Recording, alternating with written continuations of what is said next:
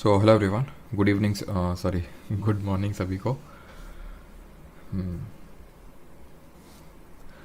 तो आज जो है लेट नहीं, काफ़ी ज़्यादा लेट हो गया है, राइट।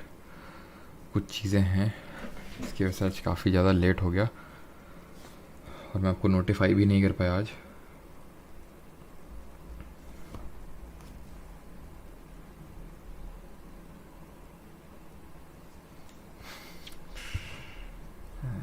गुड मॉर्निंग सभी को।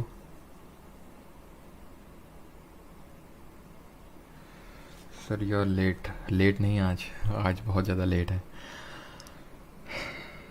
तो उसके लिए बहुत बहुत सॉरी क्योंकि हो गया लेट आज। अब लेक्चर नंबर 12 आज रहने वाला है और आज हम लोग देखने वाले लोकल बॉडीज़। तो आज हम लोग दो काम करने वाले हैं।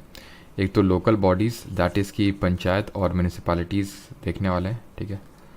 पंचायत और म्यूनिसिपैलिटीज़ यानी कि नगर पालिकाएँ। साथ ही साथ वीडियो के एंड में यानी कि ये कंप्लीट करने के बाद will also be doing the few questions जो यूपी ट्रिपल एससी पेट का आपका एग्ज़ाम हुआ है, ठीक है। पीछे जो प्रीवियस ईयर पेपर्स हैं उसके हम लोग पॉलिटी के क्वेश्चन अटैम्प्ट करने वाले हैं कि जो हम लोगों ने पढ़ा है उसमें से कितनी चीज़ें हम लोग कर पा रहे हैं और कितनी चीज़ें नहीं कर पा रहे हैं, ये हम लोग देखने वाले हैं। बट ये चीज़ें करने के बाद तो आज का जो लेक्चर है that is local self government, जिसमें कि हम पंचायत और म्यूनिसिपैलिटीज़ देखने वाले हैं। ऑलराइट, तो स्टार्ट करते हैं विद दी पंचायत। सबसे पहली बात तो ये है कि हमने डीपीएसपी में यानी कि राज्य के नीति निर्देशक जब सिद्धांत पढ़े थे डीपीएसपी, तो वहाँ पे हमने गांधीयन डीपीएसपी पढ़ा था।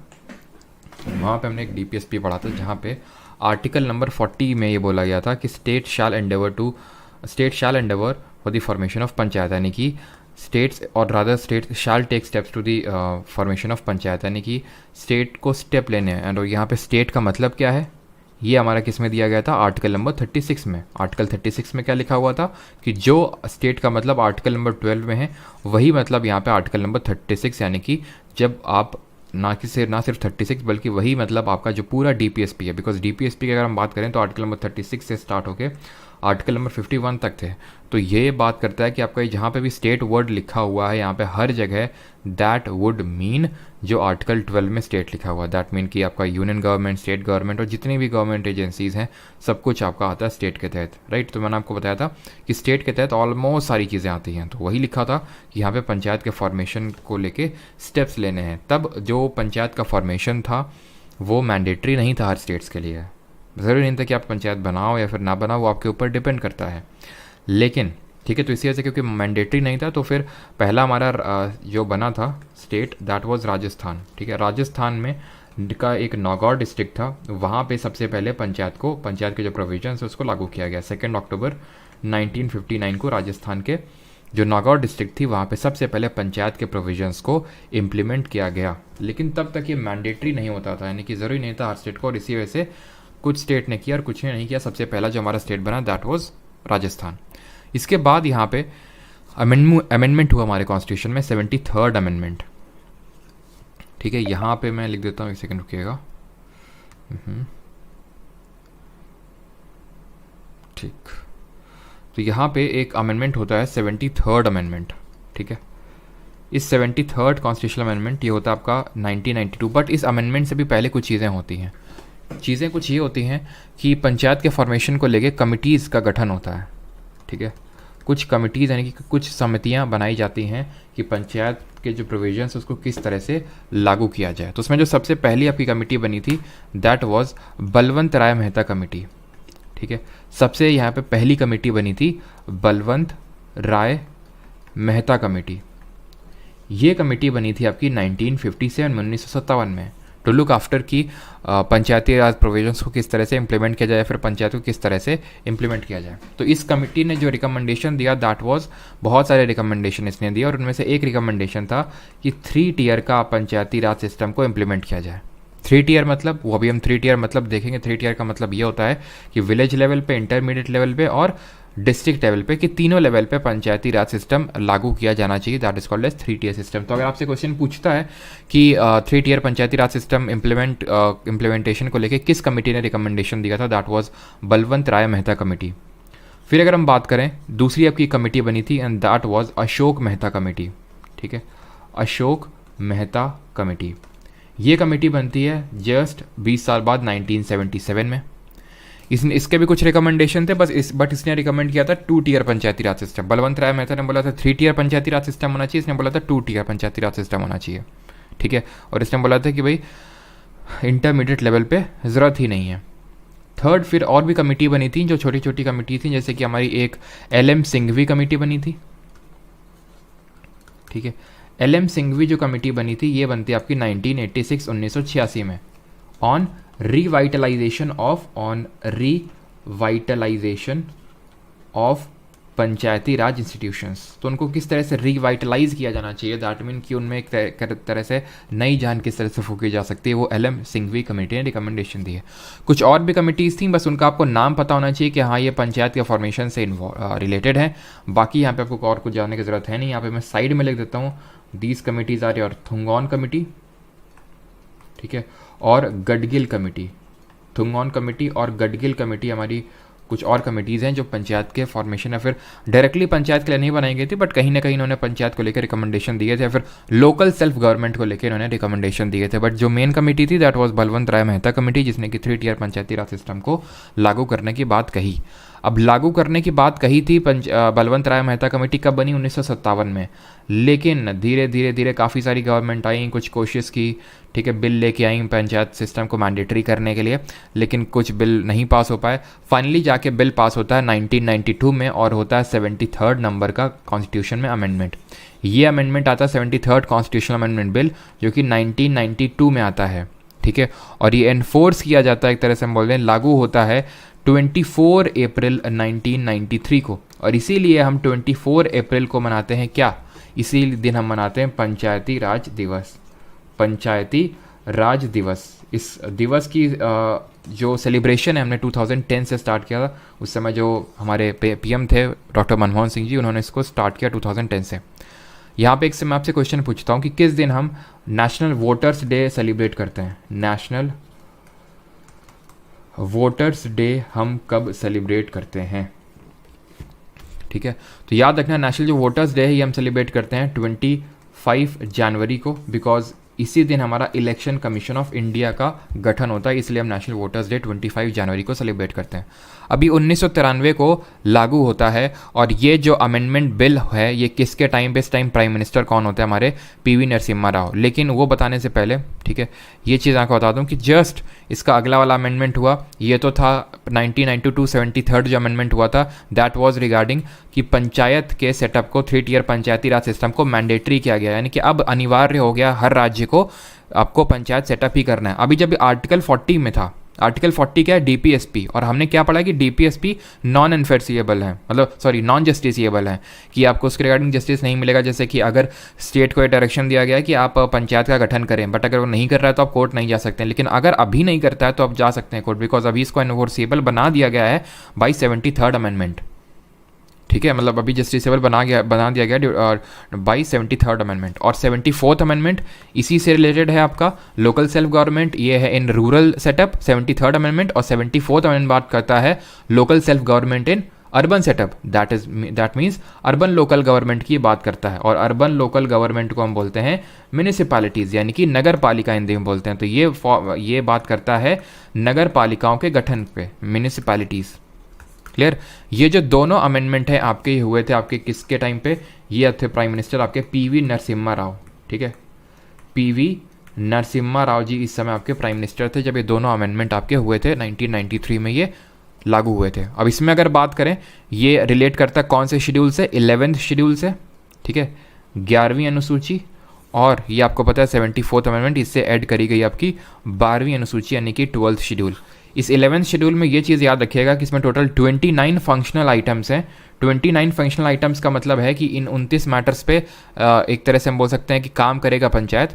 और 12th शेड्यूल में है टोटल 18 फंक्शनल आइटम्स, यानी इन 18 मैटर्स पे हमारा जो म्यूनिसिपैलिटी है, नगर पालिका, वो काम करेगा। जैसे for example lake and pond हो गया, एनिमल हस्बेंड्री हो गया, ये सारी चीज़ें हैं जिसको लेके ये काम करेगा, और जिसको लेके हमारा स्टेट लेजिस्लेचर लॉ बना सकता है, जो कि स्टेट लिस्ट के सब्जेक्ट में आएगा। तो 29 फंक्शनल आइटम्स हैं वो 11th शेड्यूल पे, जिसपे कि पंचायत काम करेगा, और 18 फंक्शनल आइटम है हमारे 12th शेड्यूल में, जिसपे कि हमारा म्यूनिसिपैलिटी काम करेगा। और हमारे प्राइम मिनिस्टर इस टाइम कौन थे, PV नरसिम्हा राव थे। ये बेसिक चीज़ें हैं। अब हम यहाँ से एंटर करेंगे आर्टिकल। आर्टिकल्स पढ़ना चालू करेंगे। क्यों?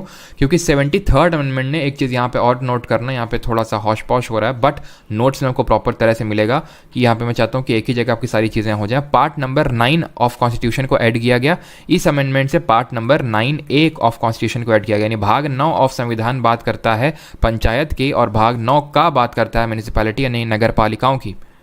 आर्टिकल की अगर बात करें कि कौन कौन से अनुच्छेद हैं अंडर पार्ट नंबर 9, तो ये आते हैं आर्टिकल नंबर 243 से लेके 243O तक।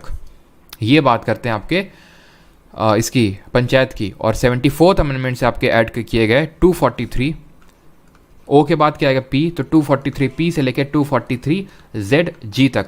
अब ये जो 243 से लेकर 243O तक है, एक एक आर्टिकल में पता होना चाहिए, बिकॉज इस पे क्वेश्चन पूछा जाता है कि 243 में क्या, 243A B C D and so on करके आपसे पर आर्टिकल पूछा जाता है कि ये चीज़, ये प्रोविजन किस आर्टिकल में है। तो वो सारी चीज़ें हम याद करेंगे, और सिर्फ याद नहीं करेंगे ट्रिक के साथ, बल्कि उसको समझेंगे भी।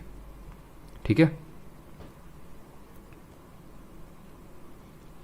पार्ट 9B कोऑपरेटिव सोसाइटी की बात करता है, बिल्कुल बात सही है, बट अभी वो कोऑपरेटिव सोसाइटी हम नहीं देख रहे हैं। और एक चीज़ कि कल जो आपका कल हम लोग करने वाले हैं जो आपके एक्ट्स हैं, ठीक है, जैसे 1773 का रेगुलेटिंग एक्ट हो गया आपके जो डिफरेंट एक्ट्स आए थे वो करेंगे, प्लस कल ही हम लोग पार्ट ऑफ कॉन्स्टिट्यूशन भी करेंगे, क्योंकि हम लोगों ने देखो part 1 2 3 4 5 6 14 15 part number 9 part number 9A ये सब देख चुके हैं। ठीक है, जो रिमेनिंग पार्ट्स हैं उसको हम लोग कल करेंगे, और उस पर जो कुछ क्वेश्चंस हैं वो हम लोग कल कर लेंगे। ठीक है, तो सारे पार्ट्स हमारे कवर हो जाएंगे। अब हम बढ़ते हैं एक एक आर्टिकल की तरफ। ठीक है, एक एक आर्टिकल हम यहाँ पे आप समझना, रटने क्वेश्चंस बिल्कुल ही मत करना, बिकॉज वो मेरा काम है, मैं आपको करवाऊंगा, वो आखिर में हम लोग कर लेंगे। ठीक है, अभी सिर्फ आपका काम है कि इस चीज़ों को समझना, याद मैं आपको करवा दूंगा आखिर में, एक एक आर्टिकल आपको याद हो जाएगा, बिल्कुल नहीं भूलने वाले, एक एक आर्टिकल यहीं क्लास में आपको याद होगा अभी। 243 डिफाइन करता है, तो भाई सबसे पहले तो किसी चीज़ की डेफिनेशन होगी ना कि मतलब क्या है, तो ये डिफाइन करता है Gram Sabha means a body consisting of person registered in the electoral rolls relating to the village comprised with in the area of panchayat at the village level. यानी 243 में आपकी डेफिनेशन दी हुई है, यानी कि पूरी तरह से इसको डिफाइन किया गया कि ग्राम सभा है क्या। तो ग्राम सभा ना एकदम ग्रास रूट लेवल पे ग्राम सभा वो चीज़ है बोल सकते हैं जिसपे हर एक रजिस्टर्ड इलेक्टोरल जैसे आता है, जैसे गांव में हर कोई 18+ जिसका नाम इलेक्टोरल रोल में है वो सब ग्राम सभा के सदस्य होंगे। ये बात करता है अनुच्छेद नंबर 243 कि ग्राम सभा का मतलब क्या है। आई होप ये क्लियर होगा। तो जो भी ग्राम सभा की मीटिंग्स होती हैं उसमें सभी अडल्ट जिनका इलेक्टोरल रोल में नाम है वो पार्टिसिपेट कर सकते हैं। फिर बात करते हैं 243A, ये बात करता है ग्राम सभा। ठीक है, कि ग्राम सभा में exercise such power and perform such functions at the village level as the legislature of a state में बाई लॉ प्रोवाइड। कि ग्राम सभा के बारे में बात करते हैं कि ग्राम सभा के पास क्या क्या पावर है, तो वो फंक्शन और उसके पास वो पावर है, फिर वो फंक्शन परफॉर्म कर सकता है जो वहाँ के स्टेट लेजिस्लेचर ने डिटरमाइन कर रखे होंगे। देखो, पंचायत 3 टियर लेवल मैंडेटरी है सेटअप करना हर स्टेट के लिए, बट हर स्टेट लेजिस्लेचर को साथ ही साथ ये थोड़ी सी आज़ादी भी दी गई है, फ्रीडम भी दी गई है, फ्लेक्सिबिलिटी भी दी गई है कि अपने अकॉर्डिंग, अपने स्टेट के नीड के अकॉर्डिंग आप थोड़े से चेंजेस भी कर सकते हो। जैसे वहाँ पे ग्राम सभा के पास क्या क्या पावर देने वो वहाँ का स्टेट लेजिस्लेचर डिटरमाइन कर सकते हैं। जैसे फॉर एग्जाम्पल अगर हम बात करें नॉर्थ ईस्ट में अगर हम चले जाएँ तो वहाँ ये बहुत इंपॉर्टेंट हो जाता है कि वहाँ के जो लोग हैं, फिर वहाँ के जो ग्राम सभा है वहाँ पर ज़्यादा पावर हो, तो इसीलिए वो फ्लेक्सिबिलिटी का एलिमेंट भी डाला गया है। ठीक है, 243B पे आते हैं, that talks about the constitution of panchayat. Panchayat के गठन के बारे में बात करता है, यानी there shall be constituted in every state panchayat at the village intermediate and district level. यानी कि इन तीनों लेवल पे जिसको हम बोलते हैं 3 टियर पंचायती राज सिस्टम, उसको इंप्लीमेंट करना है, विलेज लेवल, इंटरमीडिएट लेवल और डिस्ट्रिक्ट लेवल। तो 3 टियर पंचायती राज सिस्टम होना चाहिए, विलेज, इंटरमीडिएट और डिस्ट्रिक्ट लेवल। इसको हम बोलते हैं ग्राम पंचायत बोलते हैं एट विलेज लेवल, इसको हम बोलते हैं ग्राम पंचायत। ठीक है, इसको बोला जाता है ग्राम पंचायत, मतलब बस अलग अलग नाम है, हो सकता है कि आपके स्टेट में अलग बोला जाता हो, बट ये विलेज लेवल का एक होता है। ठीक है, सबसे निचले लेवल का। फिर आपका एक होता है इंटरमीडिएट लेवल का। ठीक है, उसको बोलते हैं इंटरमीडिएट लेवल बोल सकते हैं या फिर ब्लॉक लेवल बोल सकते हैं। ठीक है, तो इसको मैं इंटरमीडिएट लेवल यहाँ पे लिख रहा हूँ, और इसी को हम बोल देते हैं या तो ब्लॉक लेवल, ठीक है, या फिर पंचायत समिति। ठीक है, और आपका सबसे टॉप पे जो होता है उसको डिस्ट्रिक्ट लेवल पे, ठीक है, डिस्ट्रिक्ट लेवल पे, इसको बोला जाता है जिला परिषद। ठीक है, आई अगेन रिपीट, नाम अलग अलग हो सकते हैं, वो इम्पॉर्टेंट नहीं है, बट ये 3 टियर पंचायती राज सिस्टम हर स्टेट में होता है, हर स्टेट में नहीं होता है। ठीक है, मतलब हर जगह नहीं होता है। कहाँ नहीं होता है? वहाँ पे नहीं होता है जहाँ पे population, if population is less than 2 million, 2 million मतलब if population is less than 20 lakh, अगर जो जनसंख्या वो 20 लाख से अगर कम हुई, उस केस में 3 tier Panchayati Raj system is not mandatory, वहाँ पे 2 टियर पंचायती राज सिस्टम भी चलेगा। तो अगर ये आपका आ जाए कि इन एवरी स्टेट, हर राज्य में 3 टियर पंचायती राज सिस्टम है, ये हम लोगों ने नेटो सीरीज़ में क्वेश्चन भी किया था। ठीक है, तो 2 टियर पंचायती राज सिस्टम वहाँ पे लागू होता है जहाँ पे 20 लाख यानी 2 मिलियन से पॉपुलेशन है कम। वहाँ पे कौन सा उड़ेगा, मतलब 2 टियर होगा, इन तीनों में से कौन उड़ेगा? तो ये इंटरमीडिएट वाला उड़ जाएगा। ठीक है, ये ध्यान रखना, इंटरमीडिएट वाला नहीं होगा, इंटरमीडिएट वाला नहीं होगा देन। ठीक है, तो अगर कहीं पे 2 टियर पंचायती राज सिस्टम है, जैसे फॉर एग्जांपल गोवा में है, सिक्किम में है, वहाँ पे क्या है, सिक्किम वगैरह में क्या है, सिक्किम में पॉपुलेशन इतनी कम है कि वहाँ पे 20 लाख से भी कम है, इसलिए वहाँ पे क्या किया गया है, इसलिए वहाँ पे ये किया गया है कि इंटरमीडिएट वाले को हटा दिया गया है। तो डिस्ट्रिक्ट और विलेज लेवल ही वहाँ पे काम करता है। ठीक है, तो कॉन्स्टिट्यूशन ऑफ पंचायत की बात करता है। अब बात करते हैं कॉम्पोजिशन ऑफ पंचायत की। All the seats in a panchayat shall be filled by the person chosen bye direct election. तो जितनी भी सीट हैं सारी डायरेक्ट इलेक्शन से भरेंगे। अब यहाँ पे देख लीजिए, हम लोग जब नेटो सीरीज कर रहे थे तो वहाँ पे ऑल आया था ना, ऑल, ठीक है, ऑलवेज, ठीक है, नन, नेवर, एवरी, ये सब एक्सट्रीम कीवर्ड होते हैं। हमने देखा था कि वो गलत होते हैं। ठीक है, वो गलत होते हैं, हमने देखा था। फिर मैंने बोला था कि हमें सबसे पहले नॉलेज यूज़ करना है, तो नॉलेज ही हमारा ये हमें ये बताएगा कि सभी सीट्स, ठीक है, यहाँ पे भले ऑल लिखा हुआ है बट ये सही होगा आपका स्टेटमेंट अगर ये आ जाता है कि all seats in panchayat shall be filled और चूजन बाय डायरेक्ट इलेक्शन। तो पहले हमें नॉलेज का यूज़ करना है, देन हमें विजडम में फिर नेटो का यूज़ करना है अपनी। ठीक है, तो all the seats in panchayat shall be filled by person chosen bye direct election. तो डायरेक्ट इलेक्शन से सारी सीट भरी जाएंगी, प्लस जो चेयरमैन वाली हैं, chairman of panchayat at the village level shall be elected in such manner as the legislature of the state में by law provide. तो ये समझना, सारी सीट भरी जाएंगी डायरेक्ट इलेक्शन से, लेकिन जो चेयरमैन वाली है ना, चेयरमैन वाली, ये भरी जाएंगे इनडायरेक्ट इलेक्शन से, इनडायरेक्ट इलेक्शन से।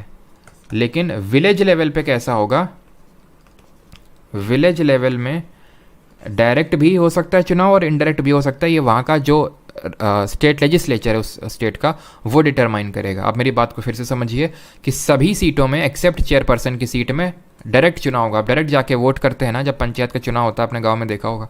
लेकिन जो चेयरमैन के लिए आप कभी वोट नहीं करते हैं, वो जो आपने चुना है वो चेयरमैन के लिए वोट करेंगे। और चेयरमैन डिस्ट्रिक्ट और इंटरमीडिएटरी और डिस्ट्रिक्ट लेवल पे तो हमेशा इनडायरेक्ट ही चुनाव होगा। विलेज लेवल पे कैसा होगा वो वहाँ का स्टेट लेजिस्लेचर डिटरमाइन कर सकता है कि भाई डायरेक्ट करना है या फिर इनडायरेक्ट करना है। वो थोड़ी सी आज़ादी, फ्लेक्सिबिलिटी है। डी बात करता है रिजर्वेशन ऑफ सीट्स की, कि भाई किस सीट्स का रिजर्वेशन होना चाहिए। तो 2 लोगों के लिए सीट्स का रिजर्वेशन होता है, SC ST और विमेन के लिए। ठीक है, SC ST के लिए होता है और विमेन के लिए होता है। SC ST के लिए रिजर्वेशन का क्राइटेरिया ये है कि उनके पॉपुलेशन के प्रपोर्शन में सीट्स को रिजर्व किया जाएगा। ये देखा जाएगा कि वहाँ पे कितनी जनसंख्या है SC ST कम्युनिटी की, उसी हिसाब से सीट्स को रिजर्व किया जाएगा। विमेन की अगर बात करें तो भाई विमेन का हर जगह 1/3 फिक्स कर दिया गया, 1/3 reserve seats, not less than 1/3, मतलब 1/3 से कम नहीं होनी चाहिए, ज़्यादा होंगी चलेगी। ठीक है, तो एटलीस्ट 1/3 सीट्स जो होनी चाहिए रिजर्व होनी चाहिए विमेन के लिए। और ये सिर्फ ये जो अभी हम बात कर रहे थे ना कि एक्सेप्ट चेयरपर्सन, सारी सीट डायरेक्ट इलेक्शन से भरी जाएंगे, चेयरपर्सन वाले इनडायरेक्ट से, तो वो ये यहाँ पे भी रिजर्वेशन होगा और चेयरपर्सन लेवल पे भी रिजर्वेशन होगा। दोनों लेवल पे रिजर्वेशन होगा, SC ST और विमेन का। और सेम SC ST का पॉपुलेशन के प्रपोर्शन में और चेयरमैन का विमेन का 1/3 लेवल पे। ठीक है, दी ऑफिसेज वही लिखा हुआ है यहाँ पे 243D में, थर्ड इसका वो है, थर्ड सब क्लॉज है। The offices of chairperson in the panchayat at the village और any other level shall reserve for the SC and ST and women in such manner as the state legislature में by law provide. ठीक है, अगले बढ़ते हैं। 243E duration of panchayat के बारे में बात करता है, यानी कि पंचायत की अवधि कितनी होगी। तो every panchayat unless sooner dissolve under any law for the time being in force shall continue for 5 years, यानी कि 5 साल तक कंटिन्यू रहेगी हमारी ये ड्यूरेशन है पंचायत का। लोकसभा का भी ड्यूरेशन यही था, लेजिस्लेटिव असेंबली का भी ड्यूरेशन यही था, इसका भी ड्यूरेशन ही 5 साल का है। Unless from the date appointed for its meeting and no longer. लेकिन यहाँ पे है क्या, A panchayat constituted upon the dissolution of a panchayat before the expiration of its duration shall continue only for the remainder of the period for which the dissolved panchayat would have continued। किसी पंचायत की अवधि समाप्त होने से पहले उसके विघटन पर गठित पंचायत केवल उस शेष अवधि के लिए जारी रहेगी जिसके लिए विघटित पंचायत जारी रहेगा। इसका मतलब ये होता है कि ये मैंने आपको बताया कि पंचायत का जो ड्यूरेशन है वो 5 साल का है, 5 ईयर्स का, ठीक है। लेकिन जैसे मान लेते हैं कि एक पंचायत का गठन हुआ था 1 जनवरी 2020 को हुआ था, तो इसका कार्यकाल कब पूरा होगा? 1 जनवरी 2025 को पूरा होगा, ठीक है, 5 साल। लेकिन अब बात ये आती है कि इसका क्या पहले भी भंग हो सकती है? बिल्कुल, जैसे हमारी लोकसभा लेजिस्लेटिव असेंबली डिसॉल्व होती है ना, भंग होती है, उसी तरह ये भी हो सकती है। अब इसमें 2 सिनारियो निकल के आते हैं कि कब भंग हो रही है, उसके बेसिस पे फिर आगे चीज़ें बढ़ती हैं। अगर ये डिज़ोल्व हो रही है, वैसे इसको 1 जनवरी 2025 को कार्यकाल पूरा होना था, ठीक है, मान लेते हैं डिज़ोल्व हो गई 20 नवंबर को 2024 को। इसका मतलब क्या है? इसके टाइम पूरा होने में 6 महीने से कम का समय बाकी था भाई। 1 जनवरी 2025 को तो वैसे ही अपने ऑटोमेटिकली नेचुरल डिसोल्यूशन होना था इसका, बट ये पहले ही डिज़ोल्व हो गई। एक तो ये केस हो गया, और एक चलो मैं बोल देता हूँ कि ये 1 जनवरी 2024 को डिज़ोल्व हो गई। इस केस में 6 महीने से कम का टाइम बाकी है कि नहीं? लेस दैन 6 मंथ्स, बताइए। 6 महीने से कम का टाइम बाकी है, इसमें मोर देन 6 मंथ्स का टाइम बाकी है, मोर देन 6 मंथ्स। तो अगर 6 महीने से कम का टाइम बाकी है तो इलेक्शन करवाना बहुत जल्दी मैंडेटरी नहीं है, आराम से करवा लेना। यहाँ पे इलेक्शन करवाना मैंडेटरी है, ठीक है, इलेक्शन नॉट मैंडेटरी। यहाँ पे 6 महीने के अंदर अंदर आपके मतलब जल्दी से जल्दी इलेक्शंस करवाए जाएंगे, ठीक है। यहाँ पे आपका इलेक्शन करवाना मैंडेटरी है, और जो इलेक्शन हो के जो आपकी नई पंचायत गठन होगा that will serve for the reminder of the term. Reminder of the term के लिए मतलब ये, रिमाइंडर ऑफ द टर्म का मतलब ये है, जैसे फॉर एग्जांपल 1 जनवरी 2024 का इसका डिसोल्यूशन हो गया, पंचायत के इलेक्शन हुए, और 1 फरवरी 2024 को नई पंचायत का गठन हो गया। कितना टाइम बाकी है? 11 महीने बाकी है ना, बस 11 महीने के लिए नई पंचायत होगी, फिर से 11 महीने बाद फिर नए इलेक्शंस होंगे। ये लोकसभा लेजिस्लेटिव असेंबली के केस में नहीं होता है। अगर मान लेते हैं सरकार गिर जाती है लोकसभा लेजिस्लेटिव असेंबली केस में, और जो नई लोकसभा नई लेजिस्लेटिव असेंबली हमारी बनती है वो पूरे 5 साल के लिए फिर पूरे 5 साल के लिए एलिजिबल होती है। ये चीज़ आपको पता होना चाहिए। अब यहाँ तक किसी को डाउट तो नहीं है, वो बता दो, फिर हम लोग आगे बढ़ते हैं, ठीक है। फिर हम आगे बढ़ेंगे आर्टिकल नंबर 243F जो बात करता है डिस्क्वालिफिकेशन की।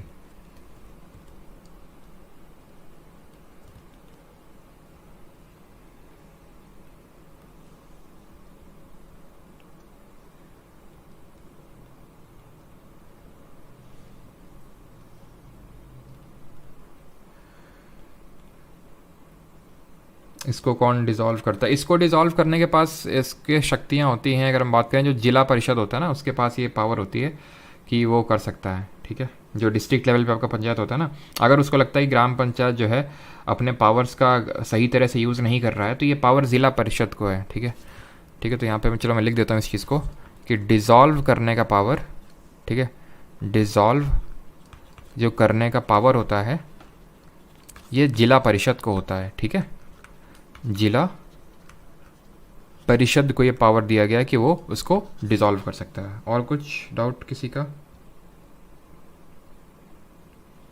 और जिला परिषद को अगर बात करें, इसको कौन डिसॉल्व कर सकता है, ये भी आपके मन में क्वेश्चन आ सकता है। तो इसको याद रखना, स्टेट गवर्नमेंट, ठीक है, जो स्टेट गवर्नमेंट वो कर देगी, ठीक। और कुछ?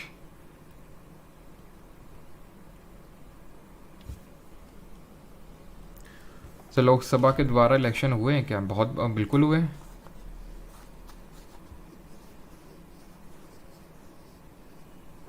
आपकी तबीयत ख़राब हो गई तो रेस्ट ले लो। रेस्ट ही थोड़ा सा ले रहे थे, उसी के चक्कर में लेट हो गया आज, थोड़ा सा तबीयत सही नहीं थी, बट कोई नहीं। सर आज यूट्यूब शॉर्ट्स नहीं आया। अब यूट्यूब शॉर्ट्स बन गया था, बट थोड़ा सा एक स्पेलिंग मिस्टेक हो गई थी, इसकी वजह से मैंने उस पर होल्ड कर दिया था। तो आज इवनिंग पे आपको 3 PM या फिर 4 PM के अराउंड मिल जाएगा। एक सेकंड रुकना ज़रा, ठीक है। 3 PM या फिर 4 PM के अराउंड आपको मिल जाएगा आज का यूट्यूब शॉर्ट्स, ठीक है। और कुछ दिल पे ना लिया करें, ठीक है। कुछ लोग दिल पे ले लेते हैं कि सर ये कैसी ट्रिक है वैसी ट्रिक है। भाई ऐसा तो है नहीं दुकान से ख़रीद के लाते हैं, भाई ये सस्ती वाली ट्रिक दे देना, और अब तुमने बोल दिया तो हम महंगी वाली एक चरित्रवान ट्रिक तुम्हारे लिए लेके आए। अब भाई जो ट्रिक बनती है वो हम देते हैं, हो सकता है कि उससे अच्छी ट्रिक बन सकती थी। अब ऐसा तो है नहीं मेरे पास पूरे दिन है कि हम तुम्हारे लिए एक चरित्रवान ट्रिक के बारे में सोचें कि जिसमें किसी के ईगो ना हर्ट हो, किसी की फीलिंग ना हर्ट हो। अब इतना तो नहीं हो पाएगा, है ना। कि कुछ लोगों के एक मुझे जो पता है, सबकी बात नहीं कर रहा हूँ मैं, लेकिन 1-2 लोग हैं, ठीक है, तो उनका तुरंत ईगो हर्ट हो जाता है। एक शॉट से मन नहीं भर रहा है, अच्छा। चलो तुम्हारा मन भरवाते हैं हम 2-2 शॉट से, ठीक है। अब कल तुम्हें हमने कॉन्सेप्ट समझाया था ना कि अगर एक प्रोडक्ट का प्रोडक्शन बढ़ेगा तो दूसरे का फिर घटेगा।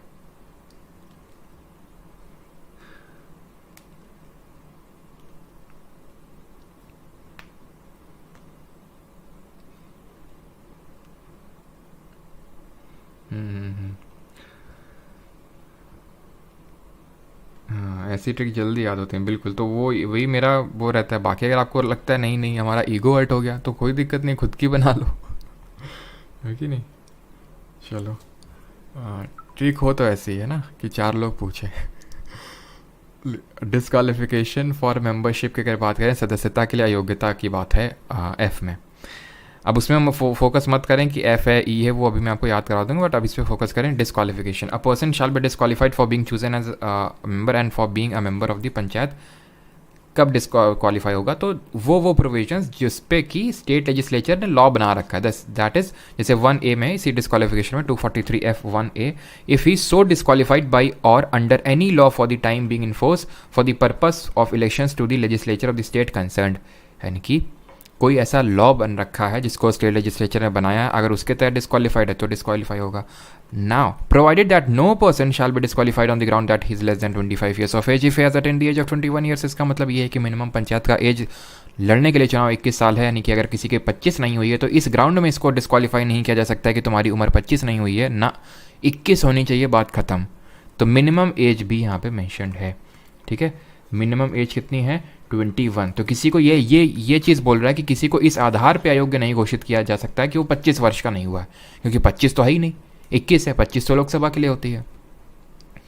Disqualification for membership if is so disqualified by और अंडर एनी लॉ, या फिर इसके अलावा अगर कोई लॉ बनाए स्टेट लेजिस्लेचर ने उसके तहत डिस्क्वालीफाई है तो वो डिस्क्वालीफाई होगा।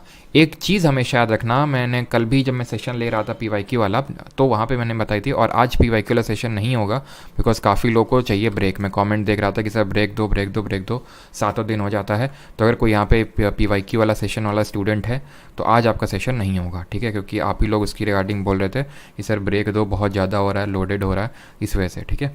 तो यहाँ पे एक चीज़ याद रखना, जब पंचायत के रिगार्डिंग कोई चीज़ पूछी जाएगी तो स्टेट लेजिस्लेचर के पास ही ऑलमोस्ट सारे पावर होते हैं कानून बनाने के, कि कौन अथॉरिटी। अब ये जैसे फॉर एग्जांपल बात करें कि इसके तहत डिस्क्वालिफिकेशन होगा कि नहीं होगा, ये भी यहाँ पे बताता हूँ। डिस्क्वालिफिकेशन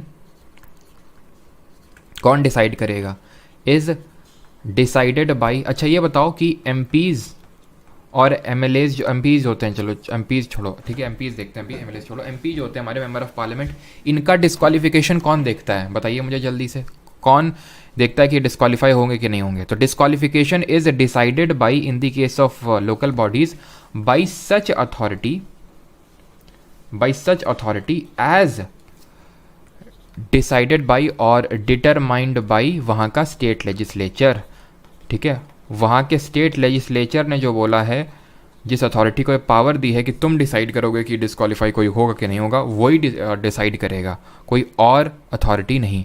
तो मैं आपको ये बताना चाह रहा हूँ कि यहाँ पे स्टेट लेजिस्लेचर के पास बहुत पावर दिए गए हैं with respect to local bodies कि आप अपने हिसाब से डिसाइड करो। वो क्वेश्चन में पार्लियामेंट लिख देगा स्टेट लेजिस्लेचर की जगह, और वो गलत होगा। MPs का जब डिस्क्वालिफिकेशन की बात करें तो ये डिसाइड करता है हमारा प्रेसिडेंट। अब आप कहेंगे कि सर नहीं, वो तो डिसाइड करता है हमारा हाई कोर्ट। तो हाई कोर्ट ना इनके इलेक्शन डिस्प्यूट को देखता है, इनके इलेक्शन डिस्प्यूट ऑफ MPs और MLAs को देखता है कौन, हाई कोर्ट। ये उसका ओरिजिनल जुरिस्डिक्शन है।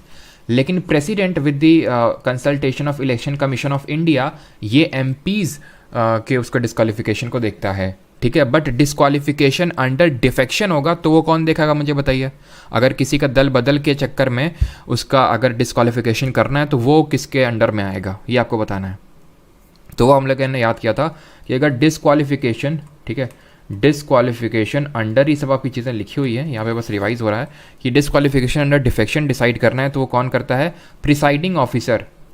प्रिसाइडिंग ऑफिसर मतलब पीठासीन अधिकारी, लोकसभा के केस में वहाँ का स्पीकर, राज्यसभा के केस में वहाँ का चेयरमैन, ठीक है, ये चीज़। और इससे एक केस भी रिलेटेड है आपका, थोड़ा सा ज़्यादा हो रहा है मुझे पता है, बट अगर बाई चांस अगर कभी आपसे पूछ ले तो किहोटो होलोहान वर्सेस जच्चिलू केस है एक, जिसमें कि डिसक्वालिफिकेशन अंडर डिफेक्शन ये बोला था सुप्रीम कोर्ट ने, that is disqualification under defection में जो स्पीकर का डिसीजन फाइनल तो होता है, फाइनल है उसका decision, but beyond judicial review नहीं है। ये किहोटो होलोहान वर्सेस जच्चिलू केस में इस चीज़ को बोला गया था। और एक चीज़ कि इनके इलेक्शन की अगर हम बात करें तो इलेक्शन कौन करवाता है, चलो अभी वो भी देखेंगे। तो इलेक्शन यहाँ का स्टेट का इलेक्शन कमीशन करवाता है। पंचायत और नगर पालिकाओं के जो चुनाव है वो स्टेट का इलेक्शन कमीशन करवाता है। इलेक्शन जो कमीशन ऑफ इंडिया है, इलेक्शन कमीशन ऑफ इंडिया, वो चुनाव करवाता है किसके? हमने देखा था प्रेसिडेंट के, वाइस प्रेसिडेंट के, लोकसभा के, ठीक है, मतलब ये पार्लियामेंट के और स्टेट लेजिस्लेचर। पार्लियामेंट बोलते हैं लोकसभा राज्यसभा दोनों आ गया, स्टेट लेजिस्लेचर बोलते हैं लेजिस्लेटिव असेंबली लेजिस्लेटिव काउंसिल दोनों आ गया, ठीक है। 243G ये बात करता है power, authority and responsibilities of panchayat, कि इनके पास क्या क्या पावर है। तो legislature of a state, again legislature of a state में by law endow the panchayat with such power and authority and may be necessary to enable them to function as institution of self government, यानी कि वहाँ का state legislature उनको वो power दे सकता है जिनको ज़रूरत की है, बस खत्म। H से क्या है? Power to impose taxes by funds of the panchayat, यानी पावर टू इम्पोज टैक्स, यानी कि ये पावर दे सकता है पंचायत को कि वो टैक्स लगा सकते हैं, छोटी छोटी चीज़ों पे फंड कलेक्ट कर सकते हैं। आई बात करता है कॉन्स्टिट्यूशन ऑफ फाइनेंस कमीशन, यानी कि एक फाइनेंस कमीशन का गठन होना चाहिए।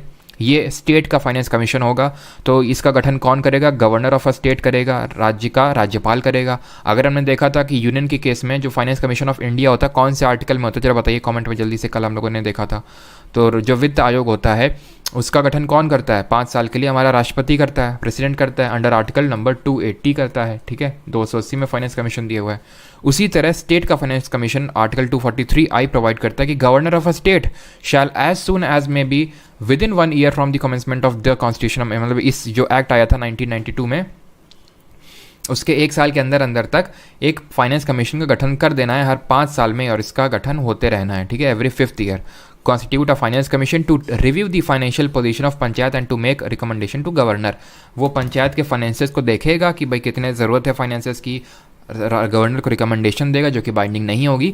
वो फर्दर गवर्नर जो है ये जो फाइनेंस कमीशन ऑफ इंडिया उससे थोड़ा सा कोरिलेट करके, क्योंकि फाइनेंस कमीशन ऑफ इंडिया है ना, वो भी इस चीज़ को बोलता है कि किस तरह से स्टेट का जो आपका कंसोलिडेटेड फंड है उसको किस तरह से ऑगमेंट किया जाए ताकि पंचायत और म्यूनिसिपैलिटी को भी थोड़ा पैसा मिल सके, ठीक है। तो एक तरह से स्टेट का फाइनेंस कमीशन यूनियन के फाइनेंस कमीशन के साथ मिलजुल के चलता है। आर्टिकल 243I इसकी बात करता है, इसकी अपॉइंटमेंट कौन करता है? हमारा गवर्नर ऑफ अ स्टेट करता है।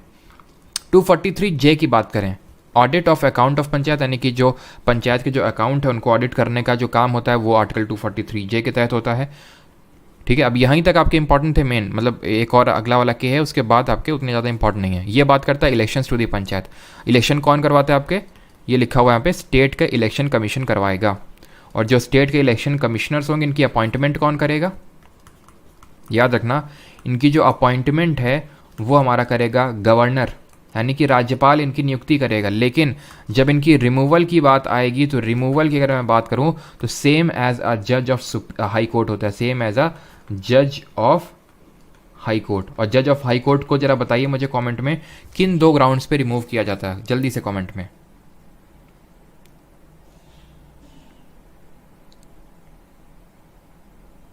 कमेंट क्या चीज़, जल्दी से इसका आंसर दीजिए।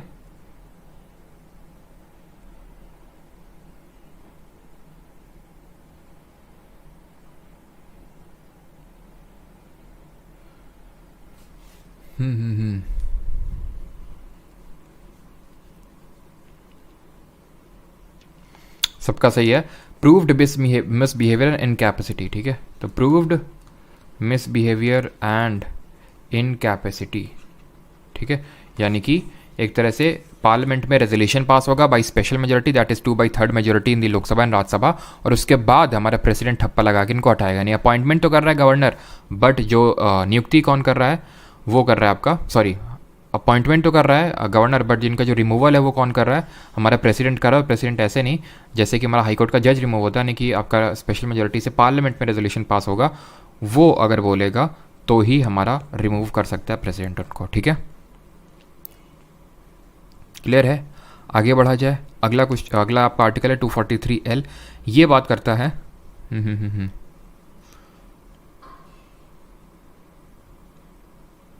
सर स्टेट फाइनेंस कमीशन को कैसे हटाया जाता है?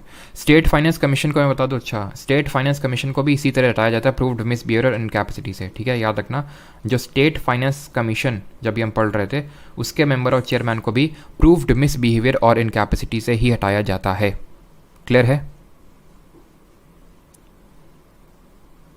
आगे बढ़े अब तो किसी कोई डाउट नहीं है। और उसमें भी वही होता है, ठीक है, याद रखना, जैसे 1+4 देखा था ना फाइनेंस कमीशन ऑफ इंडिया में, एक चेयरमैन और 4 अदर मेंबर, वैसे यहाँ पे भी होता है। चलिए आगे बढ़ते हैं। 243L ये बात करता है एप्लीकेशन टू यूटीज़, यानी कि किस तरह से यूनियन टेरिटरीज़ में केंद्र शासित प्रदेशों के लिए कि में ये लागू होगा आपका पंचायत के जो प्रोविजंस है। एम बात करता है part not to apply to certain areas, यानी कुछ पार्ट हैं आपके, कुछ सर्टेन एरियाज़ में जो आपके शेड्यूल्ड एरियाज़ हैं वहाँ पे अप्लाई नहीं होंगे। अभी यहीं पे मैं ऐड करना चाहूँगा आपका पेसा एक्ट को। पेसा 1996। पेसा क्या है? ये पंचायत एक्सटेंशन, ठीक है,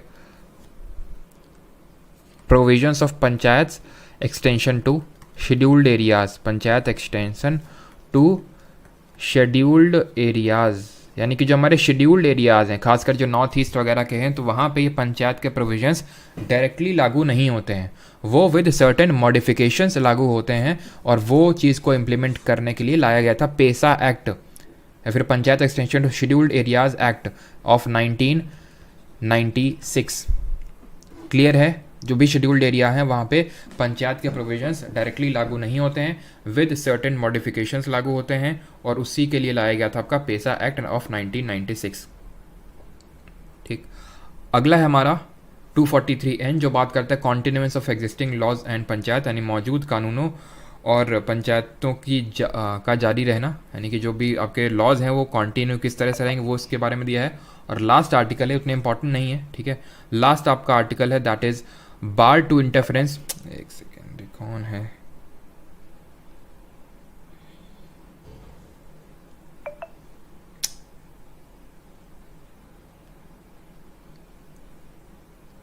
चलिए, bar to interference by court in electoral matter, यानी चुनावी मामलों में अदालतों के हस्तक्षेप पर रोक लगी हुई, यानी कि जो इलेक्टोरल मैटर्स पे हमारे अदालत यानी कि जो कोर्ट है, जिस तरह हमने कल देखा था कि इलेक्शन कमीशन ऑफ इंडिया जब काम करता है तो उसमें इंटरफेयर नहीं कर सकते जो हमारे कोर्ट्स हैं, उसी तरह से इलेक्टोरल मैटर्स पे भी हमारे जो कोर्ट्स हैं वो इंटरफेयर नहीं कर सकते हैं। ठीक है, क्लियर है यहाँ तक?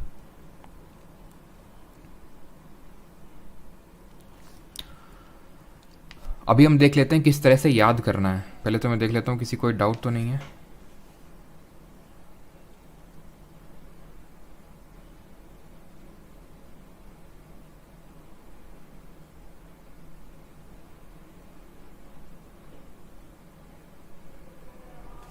सर पंचायत किस किस स्टेट में लागू नहीं है, आते हैं अभी उस पर। चलो पूछ ही दिए हो तो बता ही देते हैं, ठीक है। यहाँ पे बता देते हैं कहाँ पे, यहाँ पे बता देते हैं कि पंचायत कहाँ कहाँ पे लागू नहीं होता है। ठीक है, तो आपका नागालैंड, मेघालय, नोट कर लीजिएगा कि जो आपके पंचायती राज सिस्टम एग्जिस्ट करता है सभी स्टेट में, बस इन स्टेट में नहीं करता है, नागालैंड, मेघालय और मिज़ोरम पे। ठीक है, पंचायती राज system do not exist, panchayati Raj system do not exist, यहाँ पे एग्जिस्ट नहीं करता है। क्लियर? और दिल्ली में भी नहीं है आपका, ठीक है, जो और सभी यूटीज़ में है, ठीक है, in all UTs except Delhi. ठीक है, ये चीज़ भी नोट करिएगा, याद रखिएगा कि सभी राज्यों में एक्सेप्ट दीज 3 स्टेट्स और सभी यूटीज़ में एक्सेप्ट दिल्ली।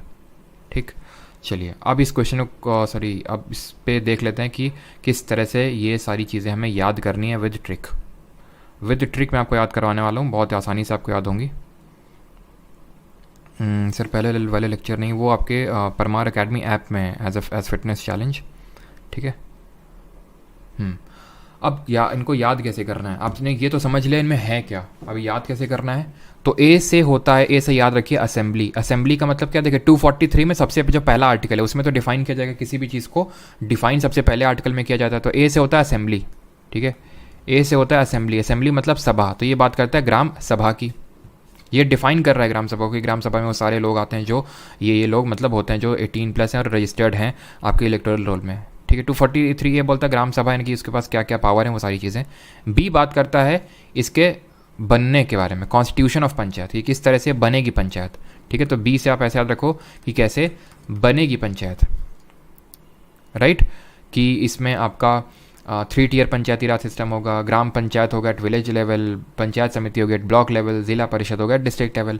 फिर सी बात करता है, सी से कॉम्पोजिशन, गठन की बात करता है कि किस तरह से इसका, यानी कि किस तरह से यहाँ पे डायरेक्ट इलेक्शंस होंगे सभी पोस्ट के लिए और किस तरह से यहाँ पे इनडायरेक्ट इलेक्शंस होंगे चेयरमैन के लिए। और चेयरमैन के लिए विलेज जो आपका विलेज लेवल पे है वहाँ पे डायरेक्ट होगा इनडायरेक्ट होगा, वहाँ का स्टेट लेजिस्लेचर डिटरमाइन कर सकता है। और एक चीज़ कि अगर 2 मिलियन से पॉपुलेशन कम है तो वहाँ पे इंटरमीडिएट लेवल को स्किप किया जा सकता है और वहाँ पे सिर्फ 2 टियर पंचायती राज सिस्टम ही रखा जा सकता है। डी बात करता है रिजर्वेशन की, याद कैसे रखेंगे, डी से आप याद रखिए दलित, ठीक है, डी से आप याद रखेंगे दलित, और दलित से क्या हो जाएगा SC ST, तो SC ST को हम क्या कहते हैं, रिजर्वेशन। तो SC ST को रिजर्वेशन मिला हुआ उनके पॉपुलेशन के प्रपोर्शन में, और वुमेन को 1/3 सीट्स रिजर्व्ड है, ठीक है। ई की अगर बात करें तो ये ड्यूरेशन की बात करता है। अब ड्यूरेशन कितना है पंचायत का, 5 साल का होता है, और 5 को हम किस अल्फ़ाबेट से रिप्रेजेंट करते हैं, ई से रिप्रेजेंट करते हैं। तो ई को हम 5 से रिप्रेजेंट करते हैं और ड्यूरेशन ऑफ पंचायत 5 ईयर्स का होता है, तो इससे ऐसे याद रख सकते हैं। डिसक्वालिफिकेशन की बात करता है, नहीं फेल हो गई है, एफ से आपको क्या रखना है, एफ से आपको याद रखना है फेल हो गया नहीं डिस्क्वालीफाई हो गया। कौन अथॉरिटी डिसाइड करेगी, such authority as decided by the state legislature. G से है आपका power authority and responsibilities of panchayat, तो जी से आप याद रखो गोली, ठीक है, कि भाई गोली खाते ही पावर मिल गई, अथॉरिटी मिल गई, रिस्पॉन्सिबिलिटी भी मिल गई, because the responsibility comes with along with power. H से है आपका imposition of taxes by end funds of the panchayat, तो एच से ऐसे याद रखो, एच हाउस टैक्स ना, हाउस टैक्स तो सभी ऑलमोस्ट भरते हैं, तो एच से हाउस और टी से टैक्स, तो हाउस टैक्स एच में दिया हुआ टैक्स के बारे में। आई से आप ऐसे याद रख लो कि आई में आपका दिया हुआ फाइनेंस। अब आई से क्या याद आता है आपको, आई से होता है इनकम, ठीक है, और इनकम वगैरह पंचायती कौन देखता है, कौन देखेगा, फाइनेंस कमीशन देखेगा। तो इस तरह से आप याद रख सकते हैं कि आई से इनकम और आई से आपका फाइनेंस कमीशन। क्लियर है, 243 आई में स्टेट के फाइनेंस कमीशन के बारे में दिया हुआ है। आई से आपका इनकम, और इनकम कौन देखता है, फाइनेंस, इनकम मतलब फाइनेंस कमीशन देखेगा। जे से आपका ऑडिट के बारे में दिया हुआ है, ठीक है, जे आपका ऑडिट है। इसके बाद वाले उतने इंपॉर्टेंट नहीं है, अगर मैं आपसे बोलता हूँ इतने भी आप याद कर लोगे ना, हो ही नहीं सकता कि आप क्वेश्चन सही ना कर पाओ अगर एक स्पेसिफिकली आर्टिकल, क्योंकि अगर ये वाले पूछ लिए तो कर ही दोगे। मान लेते हैं ये वाले इनमें से भी कोई पूछ दिए जो कि उतने ज़्यादा इंपॉर्टेंट नहीं है, तो आप एलिमिनेट करके कर लोगे, है कि नहीं, बट फिर भी हम देख लेते हैं। तो आपका जे में दिया हुआ ऑडिट ऑफ अकाउंट, किस तरह से ऑडिटिंग करी जाएगी अकाउंट की, तो इसको हम किस तरह से याद कर सकते हैं बताइए।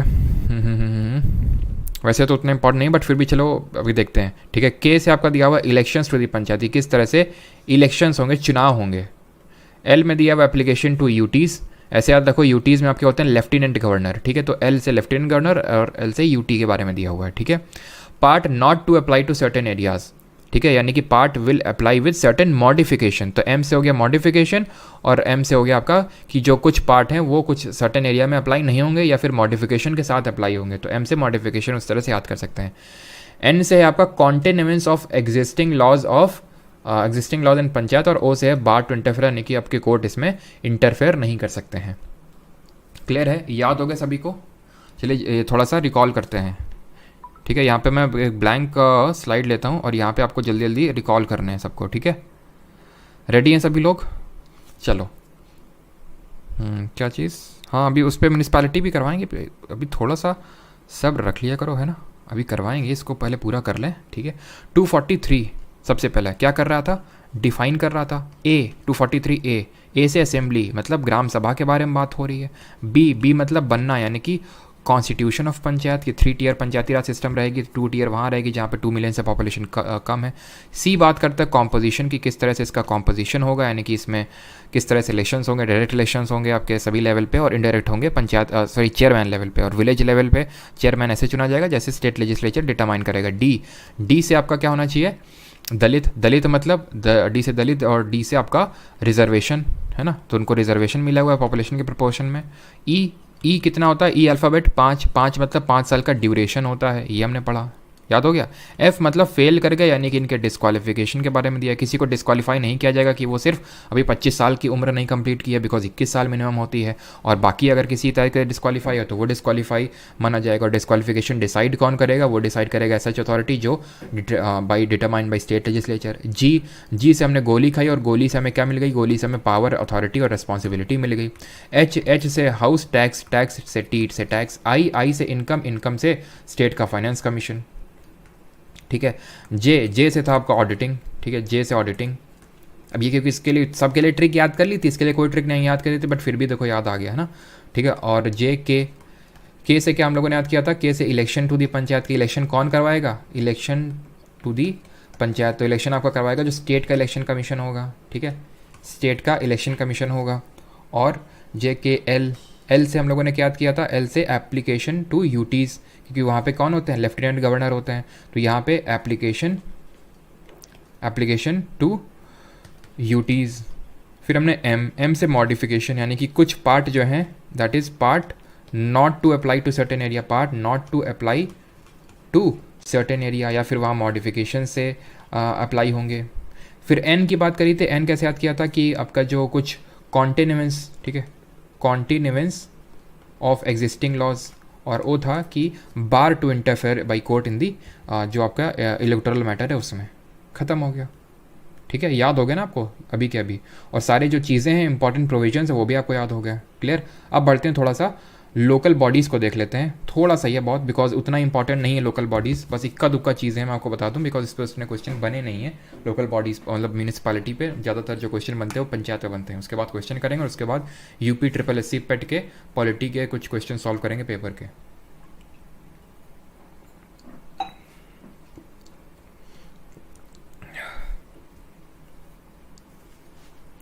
आई एंड जे ट्रिक रिपीट्स और अक्षय चौधरी। अक्षय, आई से हम लोगों ने देखा था, आई से इनकम, तो इनकम कौन देखता है, इनकम देखता है आपका, जो इनकम का मतलब होता है फाइनेंस, और वो कौन देखेगा, फाइनेंस को फाइनेंस कमीशन देखेगा। जे से हमने कोई ट्रिक अभी याद नहीं की है, ठीक है, जे से हमने कोई ट्रिक याद नहीं करी है, मतलब आपका इतनी सबके लिए ट्रिक याद कर ली, जे के लिए नहीं याद करी तो आप एलिमिनेशन से तो कर ही दोगे। ऐसी ट्रिक बनाओ 4 लोग क्या, 1 लोग भी अच्छा, आनंद शर्मा बताओ फिर ट्रिक। जैसे जिला पंचायत मज़ा नहीं आया।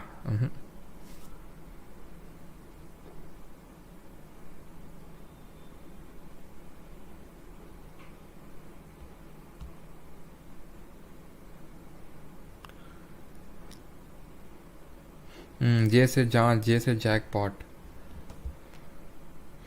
ठीक है। अब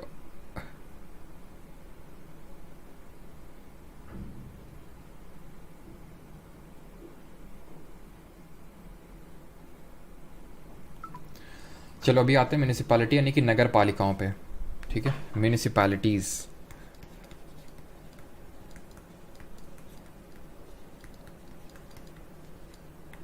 नगर पालिकाएँ, ठीक है, म्यूनिसिपैलिटीज़। तो अगर नगर पालिकाओं की बात करें तो कौन से आर्टिकल में आती हैं, सबसे पहले 243 पे हमारा ख़त्म हुआ था, तो 243 से लेके 243 तक आपकी ये जाती है म्यूनिसिपैलिटीज़, यानी कि जो नगर पालिका हैं। आपका पार्ट कौन सा है, यानी कि भाग कौन सा है, तो भाग है आपका पार्ट नंबर 9A है, भाग नंबर 9 का है, क्लियर। और म्यूनिसिपैलिटी ये कौन सा अमेंडमेंट है, वो अभी हम देख चुके हैं, 74th अमेंडमेंट। अब इसके रिगार्डिंग जो कुछ एक्स्ट्रा चीज़ें वो यहाँ पे देख लेते हैं। सबसे पहली बात तो है कि मेयो, ठीक है, मेयो वाइस रॉय था, 1870 में ये लेके आया था एक रेजोल्यूशन, ठीक है, जिसको मेयोज़ रेजोल्यूशन बोलते हैं, ठीक है। और ये रेजोल्यूशन के थ्रू इसने अटेम्प्ट किया था अर्बन लेवल पे एक तरह से हम बोल सकते हैं फाइनेंशियल डिसेंट्रलाइजेशन का। अब पता है आपको, पता है हमारे यहाँ पे यूनियन लेवल पे गवर्नमेंट है ना, गवर्नमेंट होती है, इस केंद्र सरकार बोलते हैं, राज्य लेवल पे भी है राज्य सरकार। अब जब हमने पंचायत को सेटअप किया, जब अपने ग्रास रूट लेवल पे हमने डेमोक्रेसी को पहुंचाया, तो एक तरह से हमने डिसेंट्रलाइजेशन किया। डिसेंट्रलाइजेशन का मतलब होता है केंद्रीकरण, सेंट्रलाइजेशन करना मतलब कि सेंटर को सारी पावर दे देना, और वो जब पावर आप नीचे लेके आते हो that is called as decentralisation, जो कि गांधी जी का भी ड्रीम था। तो मेयोज रेजोल्यूशन 1870 में आता है, और ये that was regarding financial decentralisation, कि किस तरह से फाइनेंशियल आपका डिसेंट्रलाइजेशन किया जाना चाहिए। इन्होंने अटेम्प्ट किया था, बट एक्चुअल में जो काम किया था वो किया था रिपन ने। रिपन्स रेजोल्यूशन आया था, ठीक है, रिपन जी रेजोल्यूशन लेके आए थे इन 1882, रिपन्स रेजोल्यूशन इन 18 ऑफ, या फिर रिपन्स रेजोल्यूशन ऑफ 1882, 1882 में ये लेके आए थे, जिसको कि Magna carta of local self government बोला जाता है, ठीक है, इसको बोला जाता है Magna carta of local self government, ठीक है, और इसी वजह से इनको बोला जाता है father of local self government. तो अभी आप समझिए कि इनको father of local self government क्यों बोला जाता है, बिकॉज जो रिपन रेजोल्यूशन लेके आया था 1882 में, उसने कहीं ना कहीं अर्बन लोकल बॉडीज़ का एक फाउंडेशन रखा था, इसीलिए उसको, उस रेजोल्यूशन को मैग्ना कार्टा बोला गया, और इनको बोला गया father of local self government. Local government की अगर बात करें तो लोकल जो गवर्नमेंट है, अभी हमारा किस लिस्ट में आता होगा, बताओ किस लिस्ट के सब्जेक्ट, मतलब एज ए सब्जेक्ट किस लिस्ट में आता होगा। तो ये गवर्नमेंट ऑफ इंडिया एक्ट के अनुसार 1935 जो आया था, कल हम लोग सारे एक्ट पढ़ेंगे, ये आता था आपका, एक था प्रोविंशियल सब्जेक्ट, यानी प्रोविंसेस के पास था प्रोविंशियल सब्जेक्ट। तो ऑब्वियस ये बात है, अभी ये स्टेट लिस्ट में होगा, ठीक। जो आपकी अर्बन लोकल गवर्नमेंट्स हैं, ठीक है, यहाँ पे मैं लिख रहा हूँ अर्बन लोकल, या फिर यहाँ पे जगह है क्या, तो यहीं पे लिख देते हैं, रुको, अर्बन लोकल जो गवर्नमेंट है वो आपकी 8 टाइप्स की होती हैं। कितने टाइप की हैं? 8 टाइप की। वो 8 टाइप यहाँ पे मैं लिखता हूँ। एक तो है आपको होता है आपका म्यूनिसिपल कॉरपोरेशन। म्यूनिसिपल कॉरपोरेशन वैसे आपको रटने की ज़रूरत नहीं, बस आपको बता रहा हूँ, वैसे ये रटने की आपको ज़रूरत नहीं है। एक होता है आपका म्यूनिसिपैलिटी, एक होता है आपका notified area committee, notified area committee. एक होता है आपका टाउन एरिया कमेटी। एक होता है आपका कंटोनमेंट बोर्ड, जो कि रेगुलेट करता है, अभी मैं वो भी बताऊंगा कौन किसको रेगुलेट करता है। कंटोनमेंट बोर्ड होता है आपका एक होता है आपका टाउनशिप। कुछ होते हैं आपके एक पोर्ट ट्रस्ट। कितने हो गए? आई थिंक 7 हुए होंगे, 1 2 3 4 5 6 7, ओके। एक बाकी आपका, एंड दैट इज हाँ, स्पेशल पर्पस एजेंसी, ठीक है, स्पेशल पर्पस एजेंसी। ये 8 होती हैं आपकी अर्बन लोकल गवर्नमेंट, ठीक।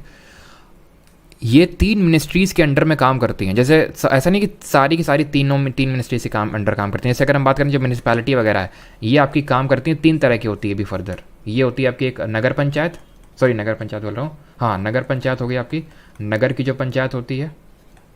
एक होती है आपकी म्यूनिसिपल काउंसिल बोलते हैं एक को, ठीक है, म्यूनिसिपल काउंसिल होती है। और एक होती है म्यूनिसिपल कॉरपोरेशन, ठीक है, एक होती है आपकी म्यूनिसिपल कॉरपोरेशन, ठीक है। 3 तरह की म्यूनिसिपैलिटी होती है आपकी है। तो जैसे म्यूनिसिपैलिटी की अगर बात करें तो ये आपकी आती है ministry of housing and urban development, यानी महुआ के अंडर आती है, ठीक है, ministry of housing and urban development. But वहीं अगर मैं बात करूँ कंटोनमेंट बोर्ड, ये आता है आपका मिनिस्ट्री ऑफ डिफेंस में। पोर्ट ट्रस्ट आता है आपका मिनिस्ट्री ऑफ होम अफेयर्स में। तो इनको 3 मिनिस्ट्रीज रेगुलेट करती हैं।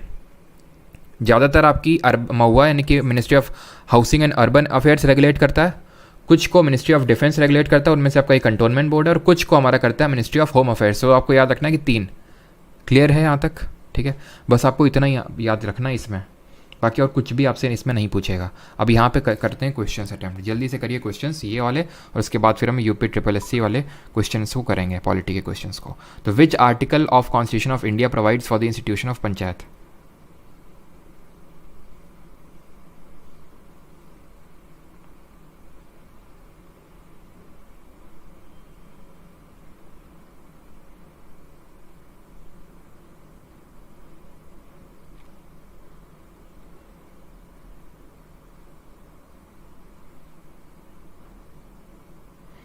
फोर्टी। तो विच कौन सा आर्टिकल है आपका? आर्टिकल नंबर 40, अनुच्छेद नंबर 40। 36 किसकी बात कर रहा था? 36 बात कर रहा था स्टेट का मतलब क्या है इन द डीपीएसपी। 39 हमने देखा था एलडीसी गोज टू पीएचसी। और 48 क्या बोल रहा था? ये एनवायरनमेंट के रिगार्डिंग डीपीएसपी थी कि state shall take steps to, और state shall endeavour to protect the environment. ठीक है, हाउ मनी, और इसको किस अमेंडमेंट से जोड़ा गया था बताइए? सॉरी 48A था, दैट वाज 48A, ठीक है ना, कि 48A था जो एनवायरनमेंट की बात कर रहा था, और इसको किस अमेंडमेंट से जोड़ा गया था?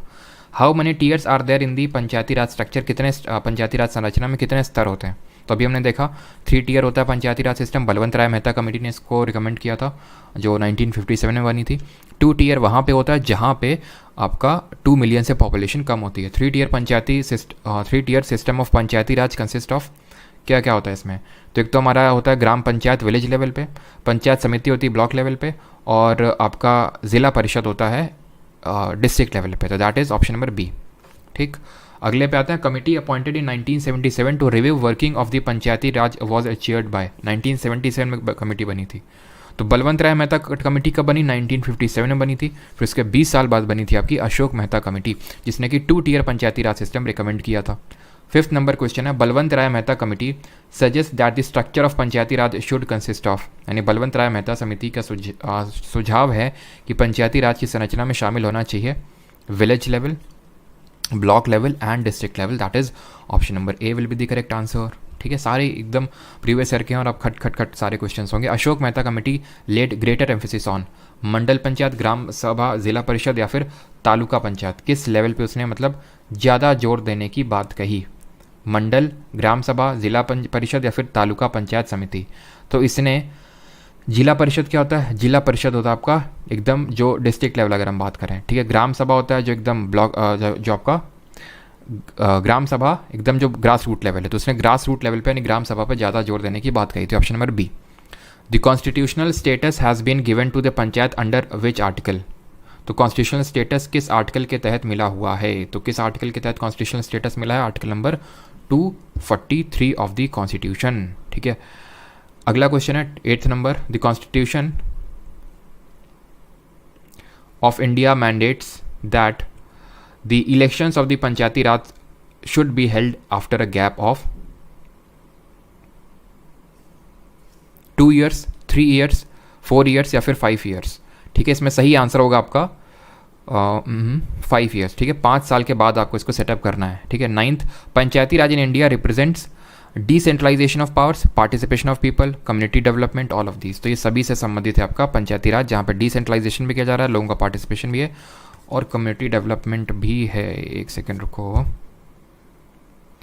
अशोक मेहता कमेटी, इस पर थोड़ा सा रुको जरा, इस पर थोड़ा सा मुझे कुछ डाउट है and that is Ashok Mehta committee ने जो रिकमेंडेशन दिया था दैट वाज रिगार्डिंग मंडल पंचायत, ना कि ग्राम सभा। ठीक है, तो मंडल पंचायत, इसका आंसर चेंज करो। ठीक है, मंडल पंचायत ही होगा फॉर श्योर। वही दिमाग में खटक रहा होती देर से कि अशोक मेहता कमेटी के तो मंडल पंचायत को रिगार्डिंग बोला था। ठीक है, तो इसमें आंसर मंडल पंचायत होगा, तो इसको सही कर लीजिएगा आप। ठीक है, इसमें ऑप्शन नंबर ए होगा। अगले क्वेश्चन पे आते हैं, question number 10th, the main purpose of Panchayati Raj is. तो मेन और किसका मुख्य उद्देश्य क्या है पंचायती राज का? To create employment, to increase agricultural production, to make people political conscious, या फिर to make people participate in development administration. ठीक है, तो मेन पर्पस क्या है आपका पंचायती राज का? तो मेन पर्पस है to make people participate in development administration, यानी कि लोगों को विकास प्रशासन में भाग लेने के लिए प्रेरित करना। जैसे ग्राम सभा की जो मीटिंग्स होती हैं उसके तहत उन लोगों के ओपिनियंस लिए जाते हैं जो लोग हैं कि भाई किस तरह से चीज़ें होनी चाहिए, है ना। 11th, when was the Panchayati Raj system introduced in India? तो इंट्रोड्यूस कब हुआ था इंडिया में? तो आपको भी अभी मैंने बताया कि मैंडेटरी तो किया गया था आपका 1992 में जो एक्ट आया था 73rd अमेंडमेंट, बट पहले ही लागू हो चुका था ये, जब मैंडेटरी नहीं था 2 अक्टूबर 1959 में राजस्थान के जो नागौर डिस्ट्रिक्ट था वहाँ पे। ठीक, अगले क्वेश्चन पे आते हैं, the Panchayati Raj system was first started in India in the state of Rajasthan and. तो सबसे पहले क्या चीज़ सर, ये कैसे? तो मैंने बताया था आर्टिकल नंबर 243I में। एक तो क्लास में लेट आते हो, फिर यहाँ पे बकवासबाजी करते हो ना।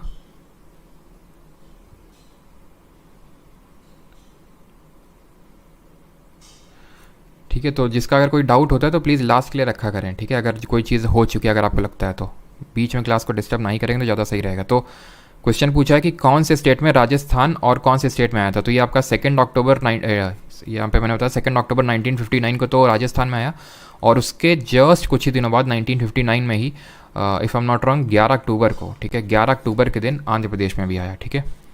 13 नंबर क्वेश्चन करिए, 73rd amendment of Indian constitution deals with, तो बहुत आसान सा क्वेश्चन है, आपका पंचायती राज होगा ये। अब आई थिंक ये क्वेश्चन आपको करने चाहिए जितने भी हैं, ठीक है। अब हम बढ़ते हैं यूपी ट्रिपल एस सी के जो पेट के क्वेश्चन है वो करते हैं। विच ऑफ द फॉलोइंग, एक क्वेश्चन और कर लेते हैं। विच of the following is not a Panchayati Raj institution, इनमें से कौन सा नहीं है? ग्राम पंचायत, ग्राम सभा, न्याय पंचायत या फिर ग्राम कोऑपरेटिव सोसाइटी। तो कोऑपरेटिव सोसाइटी हम लोग कल देखेंगे, ठीक है, कोऑपरेटिव सोसाइटी हम लोग कल देखेंगे जब पार्ट देखेंगे ना, पार्ट ऑफ कॉन्स्टिट्यूशन, तो वहाँ पे देखेंगे कि वो पार्ट नंबर 9B में आता है आपका, ठीक है। तो ग्राम कोऑपरेटिव सोसाइटी यहाँ पे नहीं होगा, ऑप्शन नंबर डी। अभी जितने भी क्वेश्चन हैं आपको खुद से करने हैं, आसान आसान से क्वेश्चन है, ठीक है। टोटल नंबर ऑफ इतने क्वेश्चन हैं, ठीक है, 4-5 क्वेश्चन और हैं, आसान आसान से सारे क्वेश्चन हैं, ठीक है। ये आपकी अपलोड, चलो ये मैं करवा देता हूँ म्यूनिसिपैलिटी वाले, आप पंचायत वाले आप खुद से कर लेना, अब म्यूनिसिपैलिटी वाले कर लेते हैं कुछ।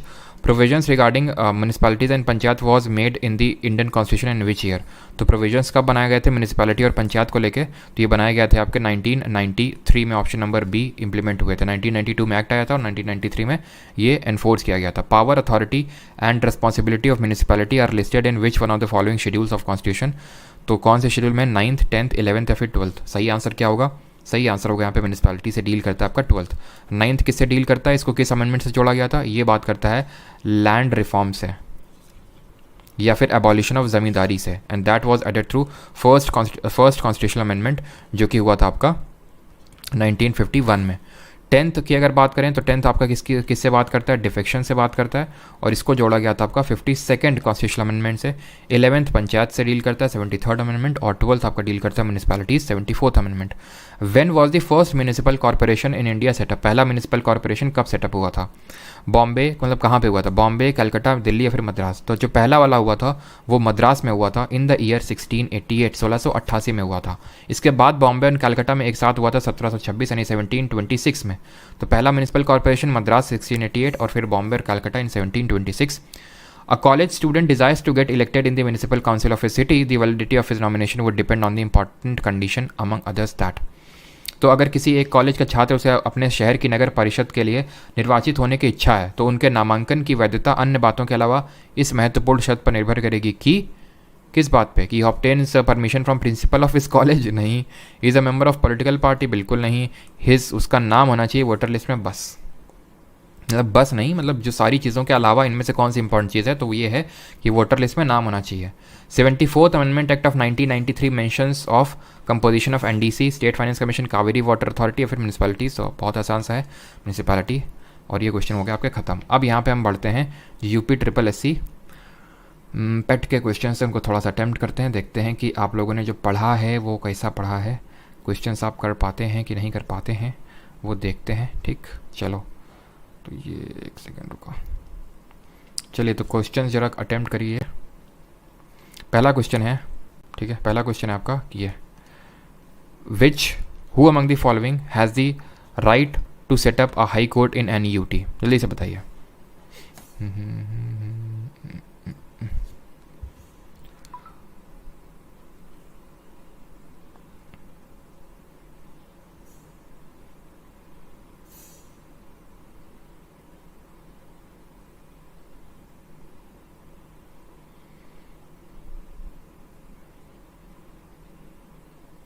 चलिए तो यहाँ पे पहला क्वेश्चन ये है, और अब नीचे भी क्वेश्चन है, देख लीजिए, ठीक है, कि विच of the following article is about the establishment and constitution of supreme court in India? कौन सा आपका आर्टिकल डील करता है? तो ये पहले तो बात तो इसका क्या होगा, who among the following has the right to set up common high court? ये आपका पावर होता है पार्लियामेंट के पास, ठीक है। पार्लियामेंट आपका कॉमन हाई कोर्ट सेटअप कर सकता है, और ये चीज़ को 7th अमेंडमेंट से आपका ऐड किया गया था इन द कॉन्स्टिट्यूशन, ठीक है। अगले क्वेश्चन पे आते हैं। अगला क्वेश्चन है कि विच of the following article is about the establishment and constitution of supreme court in Indian constitution? Supreme court के एस्टैब्लिशमेंट की कौन सी आपका आर्टिकल बात करता है? तो ये बात करता है आर्टिकल नंबर 124, ठीक है, 124 से लेके 147 तक दिया गया है आपका किसके बारे में, ये दिया गया है supreme court that is federal judiciary के बारे में। अच्छा ये आर्टिकल 122 में क्या दिया है, आर्टिकल 122 में दिया है कि रिस्ट्रिक्शंस दिए हुए हैं, किस पे रिस्ट्रिक्शंस लगाए गए थे, कोर्ट्स पे, कि वो पार्लियामेंट में क्या चीज़ें हो रही हैं उस पर वो इंटरफेयर नहीं कर सकते उस मसले में। 120 में क्या दिया हुआ था, 120 में हमारी लैंग्वेज दी हुई थी कि या तो हिंदी या तो इंग्लिश यूज़ की जा सकती है, और या तो इंग्लिश शब्द को आपको हटा देना है, 15 साल तक ये कॉन्टिन्यू रहेगा, उसके बाद ये हट जाएगा, लेकिन अभी भी वो कॉन्टिन्यू है, चल रहा है, ये चीज़ है। और यानी इंग्लिश को डिसकॉन्टिन्यू हो जाना था 15 साल के बाद, जो अभी तक चल रही है। और किसी भी प्रिसाइडिंग ऑफिसर किसी भी मेंबर ऑफ हाउस को उसके लोकल लैंग्वेज में उसको हाउस को एड्रेस कर सकता है, ये पावर दी गई है, ठीक है। और इसमें एक तरह से 118 में हमने क्या देखा था कि पार्लियामेंट के पास अथॉरिटी है कि वो अपने बिजनेस को किस तरह से चलाना है, उसको लेके वो लॉ बना सकता है। फिर है ये आपका क्वेश्चन, डैश हैज़ और have the power to implement the fundamental right, किसके पास पावर होता है मौलिक अधिकारों को इम्प्लीमेंट करने का। और अगला क्वेश्चन है कि जो NHRC है वो किस मिनिस्ट्री के अंडर आता है, finance ministry, ministry of home affairs या फिर डिफेंस मिनिस्ट्री के तहत। तो power to implement fundamental right, मौलिक अधिकारों का ये किसके पास होता है, supreme court and high court के पास ये पावर होती है, ठीक है, पावर टू इम्प्लीमेंट। बिल्कुल सही है सौरभ, इट्स नैतिक रूल्स।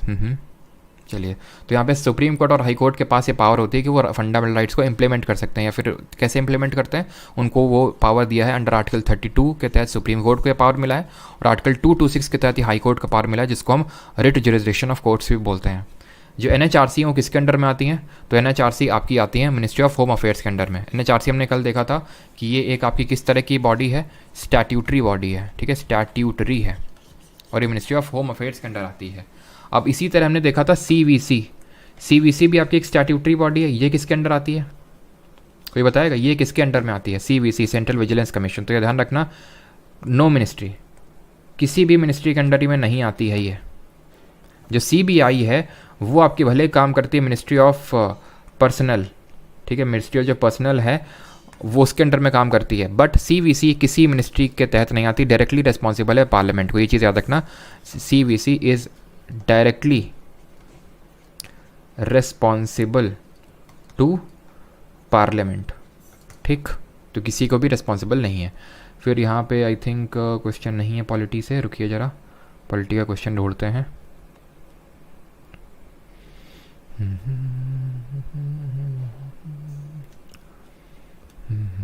इसमें भी नहीं है क्या, इस पर आई थिंक नहीं है, रुको जरा देख लेते हैं एक बार, बढ़े चलो। एक क्वेश्चन है यहाँ पे, आई थिंक ये वाला क्वेश्चन है, करो, आसान सा क्वेश्चन है ये, कि dash question number 41, dash Lok Sabha में पद धारण करने की न्यूनतम आयु है, तो कितनी मिनिमम एज है लोकसभा में, 30, 25, 21 या फिर 18। तो आंसर क्या होगा, आंसर होगा ऑप्शन नंबर बी 25 ईयर्स। 30 कहाँ पे, राज्यसभा में, 21 कहाँ पे, पंचायत के चुनाव लड़ने के लिए, और 18 कहाँ पे, ये आपका होता है मिनिमम एज टू वोट, ठीक है। अब चलिए दूसरा पेपर देख लेते हैं जल्दी से, इसमें तो आई थिंक विजिबल नहीं होगा ना ज़्यादा, इसको देख लेते हैं पहले, क्योंकि उसमें थोड़ी चीज़ें विजिबल कम है। पहले इधर तो नहीं है, इधर पे है, ये पहला क्वेश्चन है, ये करिए ज़रा क्वेश्चन को जूम कर देते हैं आपके लिए थोड़ा सा।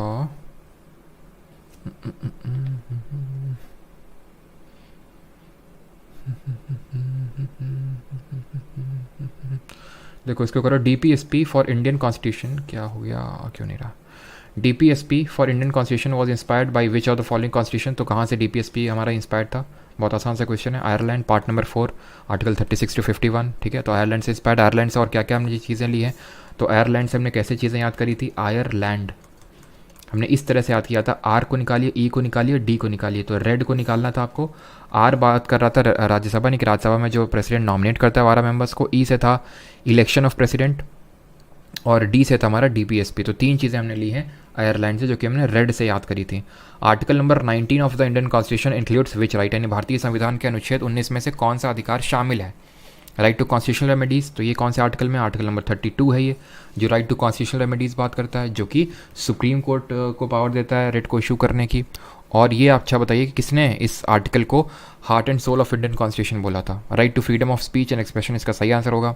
इसमें टोटल कितने तरह के राइट दिए हुए हैं, 6 तरह के राइट दिए हुए हैं। उसको हमने कैसे याद किया था, उसको हमने याद किया था सामरो से, सामरो से कैसे याद किया था? एस से स्पीच एंड एक्सप्रेशन, ए से आपका right to assemble peacefully without arms, right to form associations, right to freedom of movement, right to freedom to reside and settle in any part of India, and right to do any occupation और profession. अच्छा, right to जो movement है वो throughout the territory of India है, but outside the territory of India और inside आना, ये किस आर्टिकल के थ्रू हमें मिला हुआ है कि बाहर जाके हम अंदर आ सकते हैं? ये हमें आर्टिकल पावर देता है, कौन सा? आर्टिकल नंबर 21 अनुच्छेद 21 पावर देता है कि हम बाहर जा सकते हैं और बाहर से अंदर आ सकते हैं। ठीक है। In a parliamentary system to whom the executive is responsible, यानी कि संसदीय प्रणाली में कार्यपालिका किसके प्रति उत्तरदायी होती है, किसको रिस्पॉन्सिबल होती है, ये आपसे पूछा है। लेजिस्लेचर, पीपल, जुडिशरी या फिर नन ऑफ दीज। तो जो हमारा एग्जीक्यूटिव है, आर्टिकल नंबर 75 यहाँ पे रिकॉल करिए आप। आर्टिकल नंबर 75 जो सब क्लॉज 3 है वो क्या बोल रहा था कि जो हमारा council of minister is collectively responsible to the house of people. Clear? तो वो हमारा लेजिस्लेचर को रिस्पॉन्सिबल, ऑप्शन नंबर ए, यानी आंसरेबल है। और इसी से हम बोलते हैं क्योंकि आंसरेबल है तो ये जो फॉर्म ऑफ ये है ना, जहाँ पे एग्जीक्यूटिव लेजिस्लेचर को रिस्पॉन्सिबल है, ये आपको पार्लियामेंट्री फॉर्म ऑफ गवर्नमेंट में देखने को मिलता है। कहाँ पे? Parliamentary form of government. लेकिन अगर आप प्रेसिडेंशियल फॉर्म ऑफ गवर्नमेंट में जाओगे, जैसे कि यूएसए में है, तो वहाँ पे ये डॉक्ट्रिन ऑफ रिस्पॉन्सिबिलिटी नहीं है, वहाँ पे doctrine of separation of power होता है, यानी शक्तियों का एक तरह से बहुत स्ट्रिक्ट बंटवारा है, स्ट्रिक्ट सेपरेशन ऑफ पावर है। हमारे यहाँ भी हमारे यहाँ भी सेपरेशन ऑफ पावर है, लेकिन वो स्ट्रिक्ट नहीं है। मैंने आपको पहले ही बताया था कि लॉ बनाने का काम लेजिस्लेचर का होता है, इंप्लीमेंट करने का काम एग्जीक्यूटिव का होता है, और उस पर रिव्यू करने का काम उसको जुडिशरी का होता है। लेकिन कभी कभी ऐसा होता है, जैसे आर्टिकल नंबर 142 जो जुडिशियल एक्टिविज्म का हम एग्जाम्पल देता है कि एक दूसरे के उसमें घुस जाते हैं जुरिस्डिक्शन में। ठीक है। और उसी लिए हम बोलते हैं कि हमारे इंडिया में स्ट्रिक्ट सेपरेशन ऑफ पावर नहीं है। ये प्रेसिडेंशियल फॉर्म ऑफ गवर्नमेंट का एकदम वो होता है, एकदम कोर फिलॉसफी होता है स्ट्रिक्ट सेपरेशन ऑफ पावर। और पार्लियामेंट्री फॉर्म ऑफ गवर्नमेंट में डॉक्ट्रिन ऑफ रिस्पॉन्सिबिलिटी होती है। विच among the following is not a salient feature of Indian constitution, निम्नलिखित में से कौन सी भारतीय संविधान की मुख्य विशेषता नहीं है, ये आपसे पूछ रहा है। Written and detailed constitution, 2 tier government, single citizenship या फिर यूनिवर्सल एडल्ट फ्रेंचाइज। हाँ, हरित हरित क्रांति भी देख लेंगे। ठीक है। वो among the following is known as the father of green revolution in India, तो एम एस स्वामीनाथन है। वर्गीज कुरियन आपके फादर ऑफ वाइट, जो वाइट रेवोल्यूशन था, ठीक है, उससे संबंधित है, बट अभी हम चीज़ें नहीं कर रहे हैं। ठीक है। चलो, तो अभी अगर हम यहाँ पे बात करें, रिटन और डिटेल्ड कॉन्स्टिट्यूशन हमारा बिल्कुल है, लिखित संविधान है, और लिखित और अलिखित संविधान में अंतर क्या होता है वो भी हम लोगों ने देखा था। ठीक है। और 2 टियर गवर्नमेंट, हमारे यहाँ 3 टियर है। एक तो यूनियन पे गवर्नमेंट है, स्टेट में गवर्नमेंट, और लोकल गवर्नमेंट भी तो हमारी एग्जिस्ट करती है। अभी हमने पढ़ा एकल नागरिकता यूके से हमने ली है, यानी कि ब्रिटेन से ली है। और यूनिवर्सल एडल्ट फ्रेंचाइज भी, यानी कि हर 18+ को वोटिंग के राइट्स हैं। यूके से हमने और क्या क्या लिया है? रूल ऑफ लॉ लिया है हमने, पार्लियामेंट्री फॉर्म ऑफ गवर्नमेंट लिया, बाईकैमरलिज्म लिया, यानी द्विसदनीय विधानमंडल लिया है, और हमने प्रेरोगेटिव राइट्स ली हैं, पार्लियामेंट्री प्रिविलेजेस ली हैं। ये सारी चीज़ें हमने यूके के कॉन्स्टिट्यूशन से ली हैं। ठीक है। आगे देख लेते हैं कि और क्या कुछ क्वेश्चन है क्या यहाँ पे।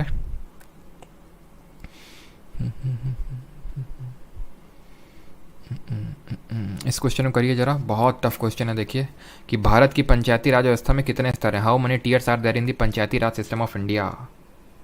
बताओ। बड़ा लल्लू पेपर है आनंद, बिल्कुल तुम्हारी तरह ना। चलो, आंसर क्या होगा यहाँ पे? आंसर होगा 3 टियर। ठीक है। Option number B, 3 tier Panchayati राज सिस्टम है। कोई दिल पे नहीं लेगा भाई। ठीक है। बस चलो, अब आते हैं इस पेपर पे, बिकॉज उसमें मुझे नहीं लगता ज़्यादा कुछ क्वेश्चंस होंगे।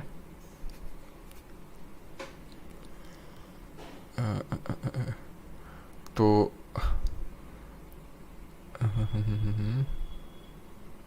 यहाँ पे क्वेश्चन नहीं है। एक्ट से तो एक्ट अभी पढ़ा नहीं ना, कल पढ़ेंगे।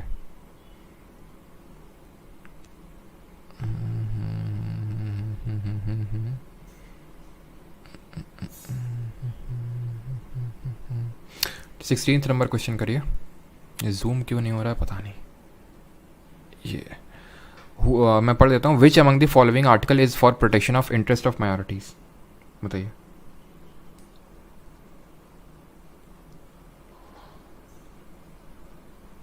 मैं बोल देता हूँ, मुझे पता है वो दिख नहीं रहा है। ये है, निम्नलिखित में से कौन सा अनुच्छेद अल्पसंख्यकों के हितों का संरक्षण के लिए होता है? 30, 26, 27 या फिर 29? कौन सा माइनॉरिटीज़ के राइट्स को प्रोटेक्ट करता है? बताइए कौन सा है जो माइनॉरिटीज़ के protection of interest of minorities? 29, 29, 29। सोच लो एक बार अच्छे से। आपको मैं एक दोबारा चांस देता हूँ सोचने को इस क्वेश्चन को। बताओ। फिर से एक बार डिसाइड करो क्या होगा इसका आंसर।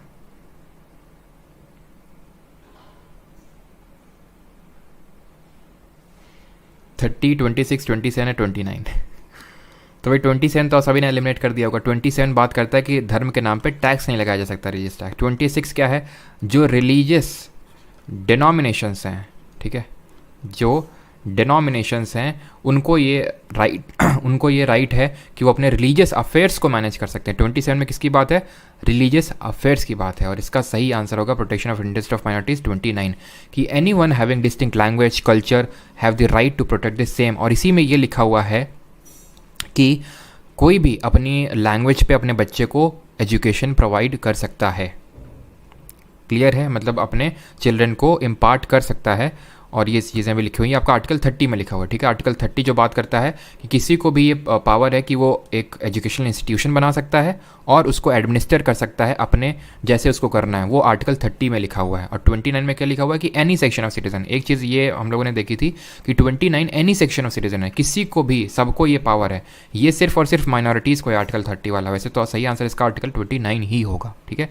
29 में क्या है कि एनी सेक्शन सिटीजन जिसका कोई डिस्टिंक्ट लैंग्वेज है, स्क्रिप्ट है, कल्चर है, उसको प्रोटेक्ट कर सकता है। साथ ही साथ कि किसी को भी एडमिशन मना नहीं किया जा सकता किसी एजुकेशनल इंस्टीट्यूशन में जहाँ पे स्टेट का यानी स्टेट फंड आ रहा हो। 28 भी कहीं ना कहीं अगर हम देखें तो उसी की बात करता है, लेकिन वो किसकी बात करता है कि जो भी रिलीजियस, जहाँ पे भी स्टेट से एड मिल रहा है, सरकार से पैसा मिल रहा है, वहाँ पे रिलीजियस इंस्ट्रक्शन, धार्मिक कोई इंस्ट्रक्शन नहीं दिए जा सकते हैं। 29 बात करता है, 29 का सब क्लॉज जो 2 बात करता है वो बोलता है कि किसी को एंट्री डिनाई नहीं की जा सकती है किसी एजुकेशनल इंस्टीट्यूशन में जहाँ पे पैसा आ रहा हो, ठीक है। अब ये देखिए बहुत अच्छा क्वेश्चन है कि इनमें से कौन से DPSP को एक अमेंडमेंट से जोड़ा गया है, ये आपसे क्वेश्चन पूछ रहा है। मैं इसको और जूम कर देता हूँ काफ़ी भयंकर लेवल का, कि through the 42nd amendment which of the new DPSP was added to the constitution, यानी कि 42nd अमेंडमेंट से इनमें से कौन सी DPSP को ऐड किया गया था। तो ये भी हम लोगों ने ट्रिक से याद किया था, अगर आपको याद हो हमने इसमें क्या ट्रिक यूज़ करी थी। ट्रिक हमारी ये थी कि एक कुछ गरीब मजदूरों के बच्चे, ठीक है, गरीब मजदूरों के बच्चे जो इंडस्ट्री को मैनेज कर रहे हैं उनसे एनवायरनमेंट को प्रोटेक्ट करवाओ। ये हमने पढ़ा था, गरीब मजदूरों के बच्चे, ठीक है, गरीब मजदूरों के बच्चे, बच्चे से हो जाएगा चिल्ड्रन, ठीक है, जो इंडस्ट्री को मैनेज कर रहे हैं उनसे एनवायरनमेंट को प्रोटेक्ट करवाओ। तो ये क्या था, free legal aid to the poor था। ये क्या था, to ensure participation of workers in the management of industries, to protect the environment और to take care of the वो चिल्ड्रन वाला एक DPSP था। तो ये 4 DPSP को हमने 42nd अमेंडमेंट से ऐड किया था। Prohibit the consumption of intoxicant drinks and drugs, ये इसको तो किसी अमेंडमेंट से नहीं ऐड किया गया था, लेफ्ट अलोन 42nd तो छोड़ो, किसी से भी ऐड नहीं किया गया था, इसको ये पहले से ही मौजूद था। Equal justice and free legal aid to the poor, equal justice and free legal aid to the poor, option number B यहाँ पे सही आंसर हो जाएगा। इंटरनेशनल पीस और अनसिक्योरिटी, ये भी किसी उससे नहीं ऐड किया गया था अमेंडमेंट से, क्योंकि अमेंडमेंट कितने हुए थे 42nd हुआ था, 44th हुआ था, 86 हुआ था और 97 हुआ था जिससे DPSP ऐड हुई। 42nd से आपकी 4 DPSP ऐड हुई। 44 से कौन सी ऐड हुई, आर्टिकल नंबर 38 वाली, जो कि था to minimise inequality in income status facility and opportunity. ये जो यहाँ पे आप देख पा रहे हैं, इसको 44th अमेंडमेंट से ऐड किया गया था। और याद कैसे किया था, इनइक्वालिटी यानी इक्वालिटी की बात कर रहा है, यानी 4 = 4 इक्वालिटी की बात कर रहा है, ठीक है। बट आर्टिकल 44 किसकी बात करता था, बताइए जरा, आर्टिकल 44 किसकी बात कर रहा था जो अभी बहुत चर्चा में रहता है। 86 ने क्या ऐड किया था, आर्टिकल 45 का सब्जेक्ट मैटर चेंज किया था कि अर्ली चाइल्डहुड केयर देनी है, चल क्यों नहीं रहा है, अर्ली चाइल्डहुड केयर देनी है, ठीक है। और 97th अमेंडमेंट ने क्या बोला था, 97th amendment was regarding the formation of cooperative society, जो आर्टिकल 43B आपकी बात करता है, 43B जो बात करता है कोऑपरेटिव सोसाइटी के फॉर्मेशन की। तो जो भी 97th अमेंडमेंट अभी हम पढ़ेंगे कल, अभी हमने पढ़ा था ना, पार्ट नंबर 9 में पंचायत है, पार्ट नंबर 9A में म्यूनिसिपैलिटी है, पार्ट नंबर 9B में कोऑपरेटिव सोसाइटी है, सहकारी संस्था, और उसको 97th अमेंडमेंट से ऐड किया गया था। जैसे पंचायत को 73rd अमेंडमेंट से, म्यूनिसिपैलिटी को 74th से, उसी तरह कोऑपरेटिव को 97th अमेंडमेंट से ऐड किया गया था। जहाँ भी कोऑपरेटिव देख लेना वो 97th अमेंडमेंट ही होगा। जैसे कि आर्टिकल नंबर 19 में भी आपका कोऑपरेटिव सोसाइटी का फॉर्मेशन है, बताइए कौन से उसमें है, ABCDEF में किसमें है कोऑपरेटिव सोसाइटी, वहाँ पे भी उस चीज़ को भी 97th अमेंडमेंट से ही ऐड किया गया था, ठीक है। तो ये चीज़ हमारी क्लियर हो गई, किसको अमेंडमेंट से जोड़ा गया, किसको नहीं। Which among the following are fundamental duties, इनमें से कौन सी मौलिक कर्तव्य हैं। ऑप्शंस हैं, ऑल ऑफ दीज है पहला वाला, फिर है सेफ गार्ड पब्लिक प्रॉपर्टी है, फिर तीसरा है develop scientific temper and humanism, और चौथा है आपका protect the sovereignty unity and integrity of India. तो भाई ये तो सभी लोग बता लेंगे कि हाँ ये सभी आपकी फंडामेंटल ड्यूटी हैं, ये तो मुझे पक्का तुम लोग के भरोसा है कि सभी बता ले जाएंगे। लेकिन आयुष देवदी बोल रहे हैं कि जे से जांच मींस ऑडिट ऑफ पंचायत। बिल्कुल आयुष ने चलो हमें ट्रिक बताई है कि जे से जांच, और जांच मतलब ऑडिट करना, तो उससे आप याद रख सकते हो। बिल्कुल, थैंक यू आयुष। आलोक शर्मा बिल्कुल सही, ठीक है। तो अब यहाँ पे ये बताइए कौन सा आपका आर्टिकल है जो बात करता है safeguard public property and abjure violence. Violence मतलब गांधी जी, नॉन वायलेंस। गांधी जी मतलब ने क्या बोला था, an eye to an eye will destroy the whole world. I यानी आर्टिकल नंबर 51A में सारी ड्यूटीज़ दी हुई हैं, उसमें से जो सब क्लॉज आई है वो इसकी बात करता है। Develop scientific temper and humanism, H से ह्यूमनिज्म, और एच वाली है 51A सब क्लॉज एच जो बात करता है develop scientific temper and humanism. Protect the sovereignty unity and integrity, तीन चीज़ें हैं, सॉवरेनिटी यूनिटी इंटेग्रिटी, मतलब जो तीसरी वाली फंडामेंटल ड्यूटी है ये आपकी है, ये इसकी बात करती है। इस तरह से हम लोगों ने ट्रिक से याद किया था, हमें ये भी पता कि कौन से आर्टिकल में है। और कोई क्वेश्चन देख लेते हैं अगर और कोई क्वेश्चन होता है यहाँ पे तो पूरा मैथ्स वगैरह भरा पड़ा है। और बाकी सब्जेक्ट्स तुम लोग के कैसे चल रहे हैं, मैथ्स, रीजनिंग, इंग्लिश, क्या हाल है उनके? ऐसा तो नहीं जीके को अच्छे करने के चक्कर में वो वीक हुए जा रहे हो तुम्हारे? और कोई क्वेश्चन तो दिख नहीं रहा है, एक बार मैं घुमा लेता हूँ और जल्दी जल्दी नज़र, अगर होता है तो बताता हूँ। बाकी आप ये बताओ कि कैसा क्या था। और कल हमारा लेक्चर रहेगा, कल एक सेकेंड, कल हमारा लेक्चर रहेगा, आखिरी लेक्चर पॉलिटी का, सभी लोग आना नहीं भूलेंगे, ठीक है। आखिरी लेक्चर है पॉलिटी का, और इसके बाद हम लोग बायोलॉजी चालू करेंगे, ठीक। हाँ आया है क्वेश्चन 60 नंबर, क्वेश्चन करिए question 60। Who among the following has the power to prorogue the Lok Sabha session, निम्नलिखित में से किसके पास लोकसभा सत्र को स्थगित करने की शक्ति होती है? गजब चल रहा है, अच्छा बढ़िया है, गजब चलना चाहिए। इंग्लिश अच्छे से नहीं हो रही ऋतिक, अच्छा। जीएस बढ़िया तो सब बढ़िया। यूपी एसआई की मूल विधि याद नहीं हो रही है, मूल विधि याद नहीं हो रही है, चलो याद करवाते हैं फिर अगर टाइम मिलता है मुझे। सर अब मैथ से पढ़ाई करो, क्यों नहीं? तो आंसर क्या होगा? स्पीकर दे रहे हो क्यों नैतिक? और ये कौन कौन स्पीकर लिख रहे हैं? जितने भी स्पीकर लिख रहे हैं सब गलत हैं। स्पीकर ऑफ लोकसभा, तुमने नाक कटा दी तुम लोगों ने, मतलब नाक रखी और नाक को काट डाला तुम लोगों ने चाकू से, एकदम माने नहीं तुम लोग हैं।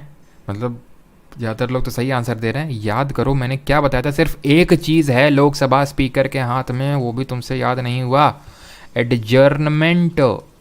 बस एडजर्नमेंट के अलावा चाहे समन करना हो गया, सदन को बुलाना हो गया, स्थगित करना हो गया, प्रोरोग करना हो गया, या लोकसभा को डिसॉल्व करना हो गया, बिकॉज राज्यसभा तो हो ही नहीं सकता है।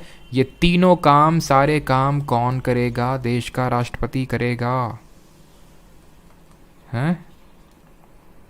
स्पीकर जो सब लिख रहे हैं ना, सब ने मतलब कायदे से नाक कटवाई। पता है नाक क्यों कटवाई? मैं बताता हूँ उसका रीज़न क्या है। एक ने स्पीकर लिख दिया शुरू में, अब बस सब उसी को प्रिसाइडिंग ऑफिसर, बहुत अब लिख मत देना कोई प्रिसाइडिंग ऑफिसर है स्पीकर, ठीक है। अब एक ने लिख दिया शुरू में, बस सब वही चेपे पड़े हैं, प्रेसिडेंट होगा, इतना तुम लोग को याद नहीं है। इसका एक टेस्ट रखना पड़ेगा। और आज जो प्राइवेट टेलीग्राम ग्रुप है ना, उसमें आज सेशन होगा रात को 9 बजे, ठीक है। आज तुम लोगों से क्वेश्चन पूछेंगे पार्लियामेंट चैप्टर वाले, देखना, ठीक है। और आना सभी लोग ज़रूर, इस वजह से नहीं कि सर क्वेश्चन पूछेंगे तो स्किप कर देते हैं, फिर देख लेना, ठीक है। घर में फिर नोटिस जाएगा तुम्हारे, अरेस्ट वारंट जाएगा सीधे। तो स्पीकर यानी जो प्रिसाइडिंग ऑफिसर है, speaker of Rajya Sabha, speaker of Lok Sabha, वो करता है हाउस को एडजर्न या फिर एडजर्न सिनेडाई। एडजर्न सिनेट, अब मैं तुमसे क्या ही पूछूं एडजर्न सिनेडाई, जो तुमको यही नहीं पता है कि प्रोरोग कौन करता है, एडजर्न कौन करता है, हैं? एडजर्न में क्या होता था कि एडजर्न में एक डे ऑफ रीअसेंबली नेम कर रहा था प्रिसाइडिंग ऑफिसर कि हम लोग कल मिलेंगे, परसों मिलेंगे, 2 दिन बाद मिलेंगे, एडजर्नमेंट ये शाम को मिलेंगे। एडजर्नमेंट सिनेडाई में वो नाम नहीं कर रहा कि कब हम मिलेंगे, क्यों? क्योंकि वो प्रेसिडेंट को झंडा दिखा रहा है, फ्लैग दिखा रहा है कि आप उसको सदन सेशन को प्रोरोग कर दो। 2 सेशन के बीच में जो टाइम होता है उसको हम क्या बोलते हैं जरा बताइए? कुछ ना समझ में आए तो प्रेसिडेंट मार दो, हाँ ये भी सही है। तो ये बताओ, आनंद शर्मा वो वहीं मिलेगा अंदर, मतलब जिन लोगों ने बैच में एनरोल कर रखा है तो वहीं पे मिलेगा, प्राइवेट टेलीग्राम ग्रुप, जो लोग बैच में एनरोल्ड हैं, ठीक है। चलो तो अभी मैं क्या बोल रहा हूँ कि आपके जो दो सेशंस के बीच में जो टाइम होता है उसको हम क्या बोलते हैं? तो विंटर सेशन होता है, बजट सेशन होता है और मानसून सेशन होता है। जो बीच का टाइम पीरियड होता है that is called as recess. उसको हम रेसेस बोलते हैं। Recess period can not exceed 6 months. अब तो मुझे नहीं लगता कोई क्वेश्चन बचा होगा इसमें। चलिए भाई, धन्यवाद सभी को। सर एक रिवीजन बैच भी रखो ना पॉलिटी, रिवीजन बैच भी रखो ना पॉलिटी। कैसा मतलब रिवीजन बैच? समझा नहीं मैं। और अच्छा ये बताओ कि प्रोरोग में जब होता है सेशन तो बिल लैप्स होते हैं कि नहीं होते हैं? प्रोरोग जब होता है, सर पॉलिटी के बाद ब्रेक दे दो। क्यों? कितने कितने महीने का ब्रेक चाहिए बताओ? कितने महीने का ब्रेक? 2 दिन का ब्रेक दे देंगे ना, चिंता क्या कर रहे हो? फ्राइडे कल है ना, फ्राइडे तो फ्राइडे कल रहेगा आखिरी सेशन, और उसके बाद 2 दिन का ब्रेक, सैटरडे संडे, फिर मंडे से स्टार्ट करेंगे। ठीक है। बायोलॉजी कब तक होगा? मंडे से स्टार्ट होगा और कब तक होगा वो हमें भी नहीं पता है। कोई बिल लैप्स नहीं होता। हाँ, नो नो नो, यस नहीं शिवम जी, यस नहीं, नो। बिल लैप्स नहीं करता है प्रोरो के केस में, बिल लैप्स करता है डिजॉल्व केस में, और सारे नहीं करते हैं वो मैंने आपको बताया था। उतना डीप में तो खैर आपसे पूछेगा नहीं। ठीक है। सारे जो नोटिस होते हैं ना, पेंडिंग नोटिस, वो लैप्स कर जाते हैं प्रोरोग में। डिजॉल्व में तो करेंगे ही प्रोरोग में, और एडजन में नहीं करते हैं। अब ये मत पूछना सर समन में डिजॉल्व करते हैं कि नहीं करते। अभी समन का मतलब होता है बुला रहे हैं, ठीक है, बुला रहे हैं, भंग नहीं कर रहे हैं कोई किसी चीज़ को। एडजन में क्या है, एक सीटिंग या मीटिंग उड़ती है। प्रोरोग में पूरा सेशन उड़ जाता है। डिजॉल्व में पूरी लोकसभा उड़ जाती है। समझ गए? तो इस तरह से मैंने तुमको याद हो बनाया था कि ये हो गया एडजन, ये हो गया प्रोरोग और ये हो गया डिजॉल्व। बट डिजॉल्व सिर्फ लोकसभा ही होता है।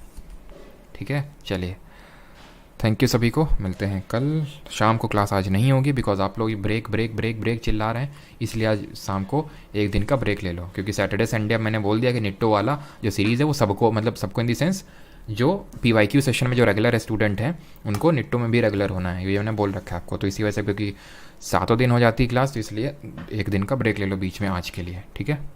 चलो, और किसी का कोई सर आई हैव डाउट? पूछो करण, क्या डाउट है जल्दी से बताओ। Sir please, thank you. Shruti Prabha Ishita Sharma sir, GSSC जी के बैच वैलिडिटी 1 ईयर होगी? हाँ 1 ईयर होगी। और 1 वीक में की सीरीज़ ही करते हैं, 1 वीक में 4 PYQ की सीरीज़ ही करते हैं। हाँ, 4 PYQ वाले हो जाएंगे और 2 निट्टो हो जाएंगे, बिल्कुल ठीक है। और 2 दिन का रेसेस। अच्छा अच्छा, हमारे यहाँ भी पता है लंच को रेसेस रेसेस बोलते थे। जब पार्लियामेंट, जब पता है कब पता चला रेसेस का मतलब, ठीक है रेसेस का मतलब रेसेस होता है, लंच होता है, बट रेसेस का मतलब एक्चुअली ब्रेक होता है। ये जब पॉलिटी पढ़ना स्टार्ट किया था तब पता चला था कि जो स्कूल में जो डायरी में रेसेस लिखा रहता था उसका मतलब क्या होता था एक्चुअल में। और ऐसा लगता है रेसेस मतलब खाने का समय अब जो है जम के सबके टिफ़िन जा जा जा के खाएंगे भी।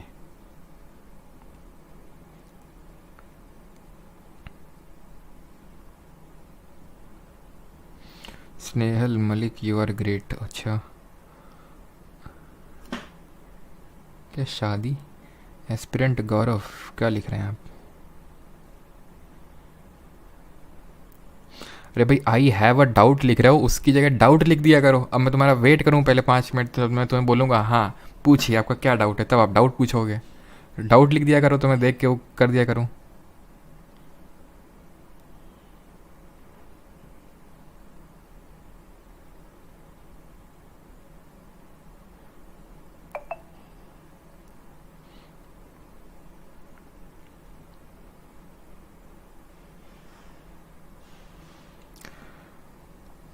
आप शादी नहीं हुआ क्या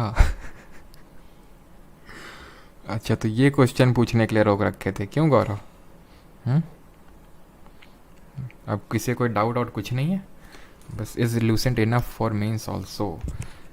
तुम्हें क्वेश्चन, तुम्हारा क्वेश्चन ही सही नहीं है। तुम्हारा क्वेश्चन होना चाहिए is are these lecture sufficient for mains also? Answer is yes. ठीक है।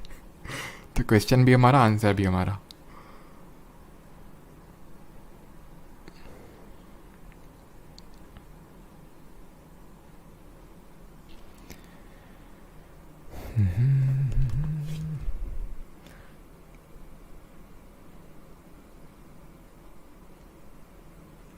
अच्छा, राइट टू फॉर्म कॉपटिसिटी कौन सा आर्टिकल? अच्छा, अभी ये भी हम ही बताएं नहीं, ये हमने मतलब तुमसे पूछा था तो हम ही से पूछ रहे हो।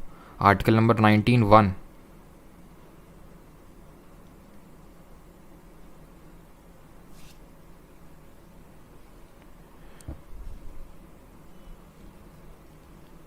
ठीक, चलिए भाई, थैंक यू सभी को। बाकी मिलते हैं कल, ठीक है, लास्ट लेक्चर ऑफ